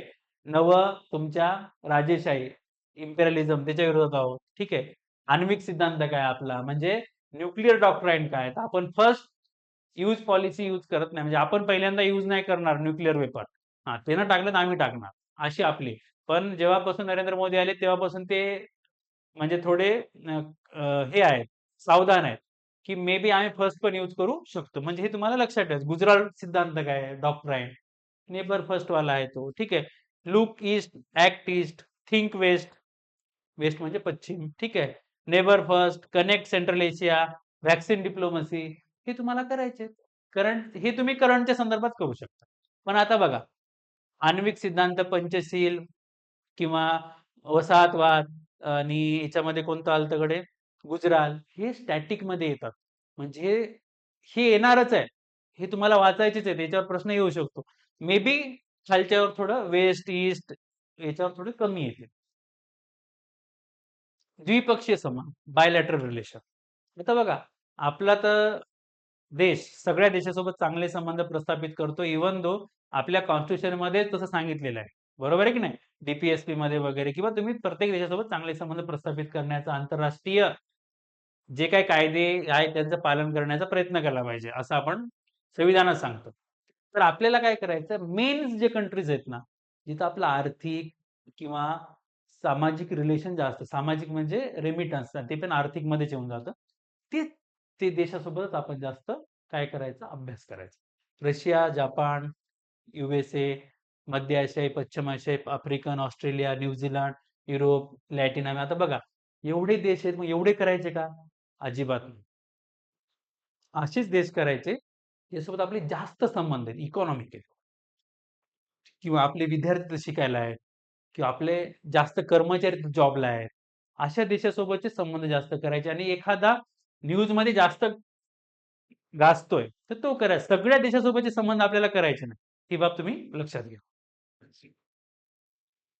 हे तुम्हाला 100% करायचं. ज्या बॉडीज आहेत त्या नॅशनल, इंटरनॅशनल बॉडीज. सार्क, ठीक आहे, ब्रिक्स. आता हे मी सगळ्या लिहून दिल्या, पण तुम्हाला मी नंतर आपण जेव्हा क्लासमध्ये सांगेल की नेमक्या कोणत्या करायच्या, ज्या महत्वाच्या आहेत एक्झाम पॉइंट ऑफ व्ह्यू. सगळ्या ऑब्व्हियसली सगळ्या तर कोणाच्यानं करणं होणार नाही. हां, पण यापैकी एखादी जास्त न्यूजमध्ये असेल, तर मग तुम्हाला ती करावी लागेल. Okay? BCIM, BIMSTEC, IBSA, ASEAN, ठीक आहे. इंडिया, आफ्रिका, आता शांघाय महत्वाचे आहे. ठीक आहे. आशाबाद, ठीक आहे. IOR, ARC, एमजीसी आणि रायसिना. रायसिना आपला इंडियाचा आहे, तर रायसिना पण तुम्हाला लक्षात ठेवायचं आहे. ठीक. हर्ट ऑफ एशिया महत्वाची आहे. ठीक आहे. East Asia summit, Asian development bank महत्वाचे आहे. पैसा पाहिजे ना आपल्याला, ते देतात ना. ठीक आहे. राष्ट्रीय सुरक्षा परिषद, मल्टीलॅटरल न्यूक्लिअर एक्सपोर्ट रेग्युलेटरी रेजिम. हा, आता जेव्हा मी तुम्हाला न्यूक्लिअर डॉक्ट्राईन म्हणलं की नाही, त्यामध्ये हे पण लक्षात ठेवा. Wassenaar, MTCR, Australian group, very very important. हे आपण जेव्हा IR लर्न करू ना, तेव्हा तुम्हाला ते सगळे एकदम एक लक्षात घ्या. IR तुम्हाला वाटत असेल खूप अवघड आहे, सगळ्यात सोपं आहे IR. समजते ना, आपल्याला खूप सोप्या पद्धतीने घ्यायचं, एकदम लेमॅन, म्हणजे तुम्हाला ज्याला ABCD जरी कळत नसेल तरी तुम्हाला हा पॉईंट समजून जाईल, इतकं सोपं आहे. समजतंय? त्यामुळे टेन्शन नकोय. Asia Pacific economic cooperation. ठीक आहे. विकसित व विकसनशील देशाच्या धोरणांचा व राजकारणाचा भारताच्या हितसंबंधावर होणारा परिणाम आणि भारतातील देशातील देशांतर जनसमूह डायस्पोरा. ठीक आहे. वन बेल्ट वन रोड आहे, ते स्पेलिंग चुकलंय. रो झाले, रोड आहे ते, रोड. ठीक आहे. One belt one road. ठीक आहे. रोड. ठीक आहे. हे तुम्हाला लक्षात ठेवायचं, चायनाचं आहे ते. इंटरनॅशनल नॉर्थ साऊथ, त्याला आपण ट्रान्सपोर्ट कॉरिडॉर आहे, हे लक्षात ठेवायचं आहे. ठीक आहे. हे म्हणजे तुम्हाला मी सांगेल. ठीक आहे. ग्लोबल ट्रेड वॉर आहे, जागतिक कोणतं युद्ध आहे? व्यापार युद्ध. कोण जास्त बिझनेस करेल, इकॉनॉमिकली डॉमिनंट, चायना की US? आपण आणखी रेसमध्ये आलो नाही तेवढं. ठीक आहे. ग्लोबल करन्सी वॉर, डॉलर का युऑन का बिटकॉइन का तुमचा रुपया का तुमचा रशियाचा रुबेल वगैरे काय आहे ते, असं कोणत्या करन्सी मधून ट्रान्झॅक्शन करायचंय त्या करन्सीचं महत्व येतं. म्हणून तर आपण रुपया, ठीक आहे, चिन्ह पिन्ह काढण्यामागे काय इंटेन्शन? रुपया स्ट्रॉंग झाला पाहिजे, डिमांड आली पाहिजे, इकॉनॉमी रन झाली तर सगळ्या गोष्टी रन आहेत. ठीक आहे. युनायटेड नेशन मध्ये सुधारणा पाहिजे. युनायटेड नेशन मध्ये सध्या काय, US डॉमिनंट आहे, ते म्हणून तेच होतं. सगळ्या देशाला वेटेज आलं पाहिजे.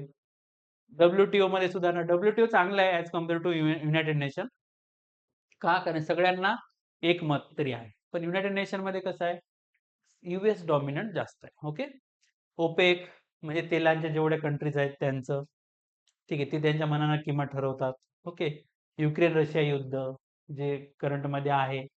ठीक आहे. HIV1 व्हिसा आणि USA चे निर्बंध. ब्रेक्झिट म्हणजे ब्रिटन बाहेर पडला युरोपियन युनियन मध्ये, म्हणजे ओल्ड मुद्दा आहे, पण एक तुम्हाला कळावा. ऑदर्स, इतर. ठीक आहे. भारतीय देशांतर्गत जनसमूह, Indian diaspora. Indian diaspora means simple मध्ये सांगतो, भारतातले लोक जे भारताच्या बाहेर राहतात त्याला म्हणायचं इंडियन डायस्पोरा, सिंपल मध्ये. इतिहास, प्रसार, भूमिका, समस्या आणि उपयोग. हा, एक लक्षात घ्या की तिकडले नागरिक पण असू शकतात किंवा टेम्पररी जॉब साठी पण गेलेले असू शकतात, दोन्हीपैकी काही पण असू शकतं.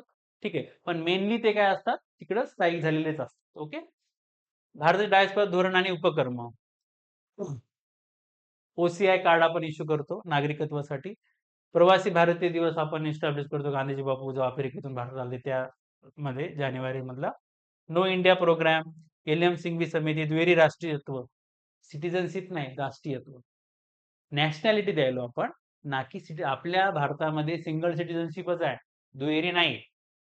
मग आपण दुसऱ्या देशाला जर एखादं राष्ट्रीयत्व द्यायलो किंवा तुम्ही पण भारताचे काय आहात, नागरिक आहात म्हणण्यापेक्षा तुम्ही राष्ट्राचे एक पार्ट्स आहात. ठीक आहे. रेमिटन्स. रेमिटन्स म्हणजे काय? समजा मी अमेरिकेत कामाला आहे, तिथं मी खूप डॉलरमध्ये करोडो रुपये कमवायलो, तर मी कुठं पाठवणार ते? भारतात पाठवणार, त्याला म्हणायचं रेमिटन्स. असंच गल्फ कंट्रीजमध्ये वर्ल्ड वाईड जे आपले इंडियन्स कामाला आहेत, जॉबला आहेत, बिझनेसला आहेत, ते आर्थिक स्वरूपामध्ये आपल्याला डॉलरच्या स्वरूपात पैसे पाठवतात, त्याला रेमिटन्स म्हणतात. ठीक आहे. मॅक्झिमम आपल्याला केरळ वगैरे कडले, पंजाब कडले लोक बघायला मिळतात. ठीक आहे. ऑपरेशन गंगा वगैरे जे आपण अडकले होते युक्रेन वॉर मध्ये, त्यांना सोडून आणलं ते. ठीक आहे. विविध उपक्रम, तुम्ही लेटेस्ट ज्या गोष्टी आहेत ना, ते आपल्या परराष्ट्र मंत्रालयाच्या वेबसाईटवर जाऊन बघायच्या, तिथूनच सगळ्या गोष्टी बघायच्या, लेटेस्ट वाल्या. तुम्हाला ऑफिशियल आणखी एक सांगून देतो आता, योजना वगैरे तुम्हाला कंपायलेशन मिळून जाईल. ठीक आहे. पण तुम्हाला वाटतं की बाबा ही योजना आहे ती मला ॲक्युरेट बघायची आहे. तर 100% एखाद्या डाटामध्ये जर तुम्हाला प्रॉब्लेम असेल, इथं 20 आहे का 30 आहे का 25 आहे, तुम्ही ऑफिशियल वेबसाईटला जा, तिथला डाटा गृहीत धरा. कधी-कधी काय होतं नोट्स काढणाऱ्याकडून ती प्रिंट मिस्टेक होते. तो काढतो बरोबर प्रिंटवाला 30च्या जागी 20 करतो. त्याच्यामुळे तुमचा तो प्रश्न चुकू शकतो. त्याच्यामुळे कधी वाटलं तुम्हाला तर टॅली करत जा आणि टॅली कुठून करायचं ऑफिशियल वेबसाईटवरून. ठीक आहे? महत्वाच्या आंतरराष्ट्रीय संस्था, अभिकरणे, मंच, त्यांची रचना आणि जनादेश. ठीक आहे. हे पण महत्वाचं यावर प्रश्न यावेळेस 100% येणार. ठीक आहे. युनायटेड नेशन त्यांच्या एजन्सीज म्हणजे आपण जे संयुक्त राष्ट्र आहे त्याचे कोणते कोणते आहेत मग WHO आहे वगैरे वगैरे. ठीक आहे. World Trade Organisation, World Bank, IMF, World Economic Forum, Commonwealth and National Games वगैरे हे तुम्हाला करायचं. ठीक आहे. आता ह्या सर्व गोष्टी GS2चा आपण डिकोड केलेलं आहे. ठीक आहे. आता दुसरा जो महत्वाचा मुद्दा आहे, की तुम्ही त्याचा अप्रोच कसा केला पाहिजे किंवा रेफरन्स काय वाचले पाहिजे. जे आपल्याला एका लेक्चरमध्ये भरपूर काही करून घ्यायचं. ओके. कॉन्स्टिट्यूशन अँड पॉलिटीसाठी काय वाचायचं तुम्हाला? 11वीची NCERT, लक्ष्मीकांत, करंट अफेअर कुठून तरी एकातून करा. ज्यांना हिंदू नाही वाचायचं, इंडियन एक्सप्रेस नाही वाचायचं, त्यांनी लोकसत्ता वाचायचं. ठीक आहे. पण इंग्लिशमध्ये मी तर आपल्या क्लासमध्ये तुम्हाला सगळ्या गोष्टी कंपाईल करून उदाहरणासहित देतो रेडीमेड. त्याचं काही टेन्शन नाही, पण तुम्ही वाचलं पाहिजे. ठीक आहे. त्यानंतर व्हिजन IAS किंवा ओन्ली IASची फ्रीमध्ये मंथली मॅगझिन असते वेबसाईटवर, इंग्लिश आणि हिंदीमध्ये. तुम्ही ती वाचायची. ॲटलीस्ट तिथला पॉइंट बघून आपल्या लोकसत्तातून किंवा मराठी एखाद्या मासिकातून तुम्ही त्याला कव्हर करू शकता. सेकंड ARC रिपोर्ट एक अत्यंत महत्वाचा आहे. ठीक आहे. प्रशासकीय सुधारणा म्हणतो आपण त्याला, ॲडमिनिस्ट्रेटिव्ह रिफॉर्म. ठीक आहे. पण सगळे रिपोर्ट किंवा सगळ्या गोष्टी करायच्या नाही आपल्याला. ते काय करायचं मी सांगतो. इथं पण मी तुम्हाला सांगितलंय. बघा 6वा रिपोर्ट आहे लोकल गव्हर्नन्सवर. Only recommendation. रिकमेंडेशन म्हणजे त्याच्या फक्त रिकमेंडेशनच करायच्यात, बाकी डिटेल करायचं नाही. ठीक आहे.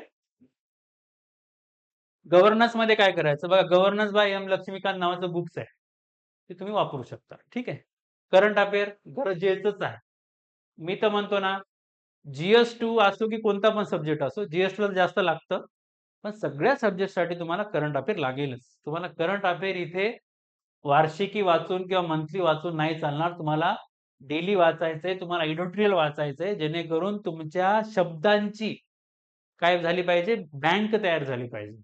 उदाहरणांची बँक तयार झाली पाहिजे. ती तुम्हाला तिथं एक्झाममध्ये लिहिता आली पाहिजे. बघा इथं पण सेकंड ARC रिपोर्ट आहे. 1, 4, 9, 10, 11, 12 फक्त रिकमेंडेशन. रिकमेंडेशन म्हणजे रिकमेंडेशन, दुसरं काहीच नाही करायचं. NITI Aayog, new India act 75 governance aspect नावाचा रिपोर्ट आहे. ते तुम्ही वाचायचा. ठीक आहे. सोशल जस्टिस म्हणजे सामाजिक न्यायामध्ये काय करायला पाहिजे. गव्हर्नमेंट स्कीम्स कंपायलेशन आहे. ऑलरेडी कंपाईल केलेल्या स्कीम असतात शॉर्टकटमध्ये. व्हिजन IAS किंवा ओन्ली IASच्या हिंदी आणि इंग्लिशमध्ये असतात. आपण पण देऊ. ठीक आहे. पण एक विद्यार्थ्यांना कसं असतं, काहीतरी सांगावं लागतं, की बाबा हे मटेरियल आहे, ओके, ओके, चला ठीक आहे. म्हणजे तुमच्यामध्ये तो सायकॉलॉजिकल त्याला काय म्हणतो इन्सेक्युरिटी किंवा त्याला आपण काय म्हणतो कमीपणा वाटू नये. ठीक आहे. म्हणून हे उदाहरण आहेत जे UPSC साठी सगळेजण फॉलो करतात. ठीक आहे. तेच तुम्हाला आम्ही सांगतो. बरोबर आहे?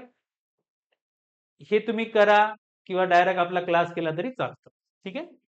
त्याचाच आम्ही कंपाईल करून तुम्हाला मराठीमध्ये प्रिसाइजली देऊ. ठीक आहे. करंट अफेअर इथं पण लागणार आहे. का लागणार आहे? सोशल न्याय न्याय देणार कशा योजने थ्रू, गव्हर्नमेंटच्या स्कीम थ्रू, निर्णया थ्रू, न्यायालयाच्या निर्णया थ्रू वगैरे वगैरे. बजेट आणि इकॉनॉमिक सर्व्हे. बजेट मध्ये काय असणार आहे, महिलांसाठी काय केलं, ठीक आहे, अपंगांसाठी काय केलं, तुमच्या मागास जे दुर्बल घटक आहेत त्यांसाठी सरकारनं काय केलं, या सगळ्या गोष्टी तुम्हाला बजेटमध्ये कळणार आहेत. किती एक्सपेंडिचर झालं वगैरे वगैरे. नीती आयोगचं 3 इयर ऍक्शन अजेंडा समरी ती करून घ्यायची आहे. ठीक आहे. इंटरनॅशनल रिलेशनसाठी काय करायचं. शैलेंद्र देवळणकर सरांचं पुस्तक आहे मराठीमध्ये अवेलेबल, ते वाचा. व्हिजन IAS ओन्ली IASच्या फ्रीमध्ये मटेरियल मिळतं, ते वाचा. करंट अफेअर तर लागणारच आहे. Google for inspiration. आता तुम्हाला वाटलं की बा मला WTO बद्दल माहिती नाही, तर डायरेक्ट त्याच्या वेबसाईटवर जा. नाहीतर तुम्ही एखाद्या विकिपीडियावर पण ती माहिती मिळू शकते. पण माझं म्हणणं आहे ऑफिशियल वेबसाईटला जाऊन बघायचं. तुम्हाला वाटतं एवढं सगळं नाही करायचं? ठीक आहे. माझ्याच्याने एवढं होणार नाही. ठीक आहे. ते सिंपल आहे. ठीक आहे. आपलं वन स्टॉप सोल्युशन आहे GS two class note by Ghule sir. म्हणजे मी जी स्वतः नोट्स काढलेली आहे ती ऑल कंपाईल. मी तुम्हाला फक्त वाचायचं, पाठ करायचं, समजायचं आणि एक्झाममध्ये लिहायचं. बाकीचं कुठलंच डोक्याला टेन्शन घ्यायचं नाही. हे रिपोर्ट कुठे येईल, तो रिपोर्ट कुठे येईल, कसं वाचून काय. कारण तुम्ही नवीन आहात. तुम्हाला ती समज यायला वेळ लागतो. ठीक आहे. ते रेडीमेड आहे. वाचू शकता. ठीक आहे. आता अभ्यास करतानाच तुमचा जीएस2चा अप्रोच कसा असला पाहिजे? मी अभ्यास कसा करू? ठीक आहे, आता बघा याच्यावर वेगवेगळे लेक्चर पण घेता येतात. पण माझं म्हणणं आहे एक लेक्चर घेऊ आणि आपलं काय करू कामाला सुरुवात करू. म्हणजे जास्त लेक्चर घेऊन तुम्हाला जास्त कॉम्प्लिकेटेड करायचं नाही मला. एका लेक्चरमध्ये जेवढं होईल. पहिले तुम्हाला सिलॅबस पाठवायचे. सर्वांनी काय करा रोज भिंतीला सिलॅबस चिटकवा. 4 जीएसचा आणि तुमच्या ऑप्शनलचा. रोज पाठ करा. मग पाठ केल्यावर तुम्हाला कळेल न्यूज वाचता वेळेस अरे ही तर ऑप्शनलच्या पॉइंट मधली आहे, ही तर जीएस2 ची आहे, जीएस4 ला मी लिंक करू शकतो, ही जीएस3 मधली आहे, ही जीएस1 मधल्या सोसायटी सोबत लिंक करू शकतो किंवा जिओग्राफी मध्ये हा मुद्दा मी टाकू शकतो वगैरे वगैरे. पीआयक्यू अनालिसिस आता आपल्या तर पीआयक्यू नाहीये. आपले कोणते पीआयक्यू सध्या यूपीएससीचे पण यूपीएससी सगळे पीआयक्यू करू नका. मोजके करा. मोजकेमध्ये पण स्टॅटिक्स करा. ज्याचे जे असे क्वेश्चन आहेत जे तुम्हाला सोपे भाषेत समजायला तसेच प्रश्न आपल्याला 1-2 वर्ष येतील. जास्त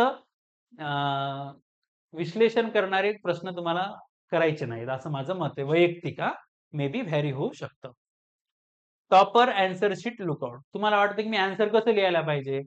तर ज्यांनी अँसर लिहिलेत ऑलरेडी त्यांचे बघा. आता आपले तर कोणी लिहिलेले नाहीत. आपण काय करणार? क्लास जेव्हा टेस्ट सिरीज घेईल, ते जो मॉडेल अँसर देईल, ती तुम्ही लिंक करा, की अरे येस सरने हा पॉइंट टाकला होता. मला पण मी टाकायला पाहिजे होता. मी त्याचं एकच पॉइंट टाकला. सरनं 2 पॉइंट टाकले. मी एकच उदाहरण दिलं. सरनं 3 उदाहरणं दिलं. मी तर फ्लो चार्ट काढायला पाहिजे होता. मी तर डायरेक्ट पॅराग्राफ थ्रू लिहिलं. हे तुम्हाला कधी कळेल? तुम्हाला हे क्लासमधूनच कळेल. आता तुम्हाला अँसर शीट तर कुणाच्या मिळणार नाहीत कारण की आपली पहिली बॅच आहे. ठीक आहे. हा एक पॉइंट महत्वाचा आहे. तुम्हाला चारही जीएस इंटरलिंक करता आले पाहिजे. समजते आता बघा गव्हर्नन्स आहे किंवा नोकरशाही आहे. तुम्ही जीएस4 सोबत लिंक करता आले पाहिजे. बरोबर आहे. बजेट फिजेट आहे ते तो जो आहे मुद्दा तुम्ही इकॉनॉमिक्स सोबत रिलेट करता आला पाहिजे. सिक्युरिटी आहे तुम्ही जीएस2 सोबत लिंक केले पाहिजे. एन्व्हायरमेंट किंवा डिझास्टर मॅनेजमेंट तुम्ही जिओग्राफी सोबत लिंक केलं पाहिजे. हे तुम्हाला लिंकेज आले पाहिजे. इकडले उदाहरणं तिकडं, तिकडलं रेफरन्स. फक्त सगळं लिहायचं का? एक वर्ड, एक सेंटेन्स मॅक्स.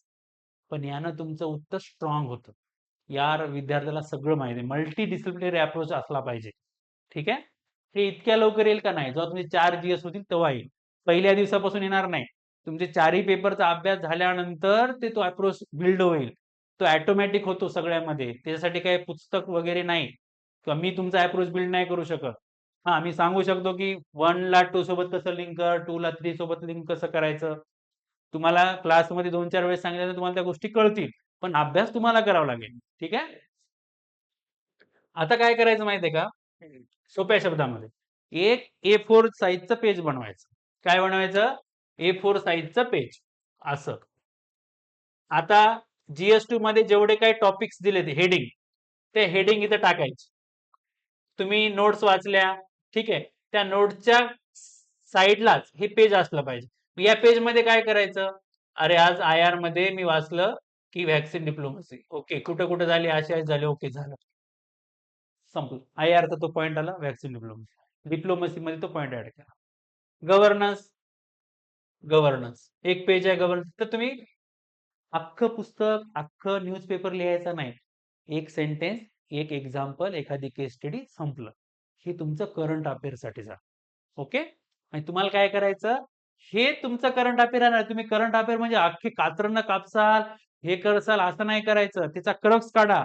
त्या A4 साइज म्हणजे जो काही आपला न्यूजपेपर साइज आहे त्याचे 4-5 लाईन आल्या पाहिजे फक्त तुमच्याकडे. किती? 4-5 लय झालं 10 लाईन. त्याच्यावर नाही. आणि ते पण सगळ्याचेच काढायचे का? अजिबात नाही.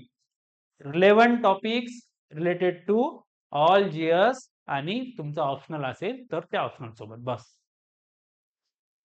म्हणजे तुम्ही म्हणजे माझं म्हणणं काय? जेवढं करंट आहे ना त्या टॉपिकचं एकाच एकाच जागी मिळालं पाहिजे. आणि ते तुम्ही कुठपर्यंत करायचंय? पोस्ट मिळेपर्यंत. म्हणजे तुम्हाला मागच्या एका वर्षीचा किंवा पुढच्या वर्षाचा 2 वर्षाचा ऍटलिस्ट डाटा तुमच्याकडे आहे. तुम्ही दोन्ही उदाहरणं देऊ शकता, मागचं पास्टचं पण प्रेझेंटचं पण. एकदम चांगलं उत्तर. हे तुम्हाला आवर्जून करायचं हा. बघा, आर्टिकल्स महत्वाचे, पाठ पाहिजे. समानता आली, 14 आलाच पाहिजे. जिथं जिथं समानता शब्द आला 14 टाकून द्या. शिक्षणाला 21 टाकून द्या. असं कॉन्स्टिट्युशनल बॅकअप द्यायचं, कायदा द्यायचा, उत्तर स्ट्रॉंग होतं. सुप्रीम कोर्टचे जजमेंट द्या कोणत्या पण बाबतीमध्ये. जे तुम्ही टॉपिक लिहायले उत्तर लिहायचे सुप्रीम कोर्टचं जजमेंट आलं पाहिजे. जजमेंट लिहायचं का नाही? XYZ खटल्यामध्ये सर्वोच्च न्यायालय असं सांगितलं होतं, संपलं. खटल्याची डेट पण लिहायची गरज नाही, फक्त खटल्याचं नाव लिहायचं. ठीक आहे? ऍक्ट, लॉज, सरकारनं हा कायदा केलाय, या कायद्यामुळे हा फायदा व्हायलाय, संपलं. कधी केला, केव्हा केला हे गरज नाही आपल्याला. फक्त कायद्याचं नाव आलं, विषय संपला. ठीक आहे, हे तुमच्या आन्सर मध्ये आलं पाहिजे. त्यानंतर काय आलं पाहिजे? न्यूज मध्ये जे महत्वाच्या कमिटीज असतात, ठीक आहे, त्यांचे रिकमेंडेशन. वेगवेगळ्या क्षेत्रासाठी वेगळी कमिटी गव्हर्नमेंट स्थापन करतं. वेगवेगळे क्षेत्र असू द्या, कोणते पण. ते आरक्षणासाठी असू द्या, महिला सबलीकरणासाठी असू द्या, चाइल्डसाठी असू द्या, लेबरसाठी असू द्या, कोणत्यासाठी. बस ती समितीचं नाव लिहायचं. महत्वाचे 1-2 मुद्दे. अख्खे 100-200 रेकमेंडेशन पाठ करायचे नाही. तुम्हाला वाटतं की याच्यातले हे महत्वाचे, बाकी तर सगळीकडेच असतात. वेगळं काय? तो लिहा. हे दोघं जण पाठ पाहिजे, सरकारी आणि पुंची. मागे पण मी सांगितलं. आणि हे जे national commission to review working of constitution, हे केंद्र सरकार किंवा आयोग असते, ते केंद्र सरकारमार्फत, तो की भारताचे संविधान कसं कार्य करायले त्याचा अभ्यास करणार असते. मग त्याचे काही रिकमेंडेशन असले ते लिहायचे. इंडेक्स आणि रँकिंग, की भारत जागतिक स्तरावर तुमच्या दारिद्र्यामध्ये कितवा आहे, उपासमारीमध्ये कितवा आहे, प्रेसमध्ये कितवा आहे, बरोबर आहे की नाही, किंवा जीडीपी मध्ये कितवा आहे, ही इंडेक्स आणि रँकिंग एक लिंकच करायची. लिंक कशी करायची? जिथं जो टॉपिक आहे तिथं एका जागी सगळ्या रँक करसाल तर सापडणार नाही. समज एज्युकेशन मध्ये कितवा आहे कडे, एखादी संस्था आहे का जी इंटरनॅशनल लेवलला कॉम्पिट करेल अशी, लिहा. That's it. महत्वाचे NGO, self help group, e governance initiative उदाहरणं द्यायची, की केरळमधली अमुक नावाची एनजीओ होती बा, तिनं खूप चांगलं काम केलं.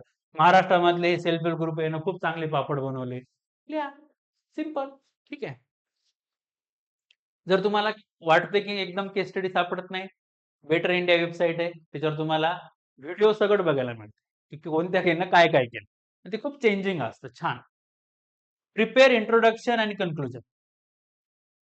प्रत्येक टॉपिकचं, जे आता 16, 17, 20, 22 टॉपिक पाहिले ना आपण स्लॅबचे, गव्हर्नन्स आलं ना, त्याचं तुमचं इंट्रो आणि कन्क्लुजन रेडी पाहिजे.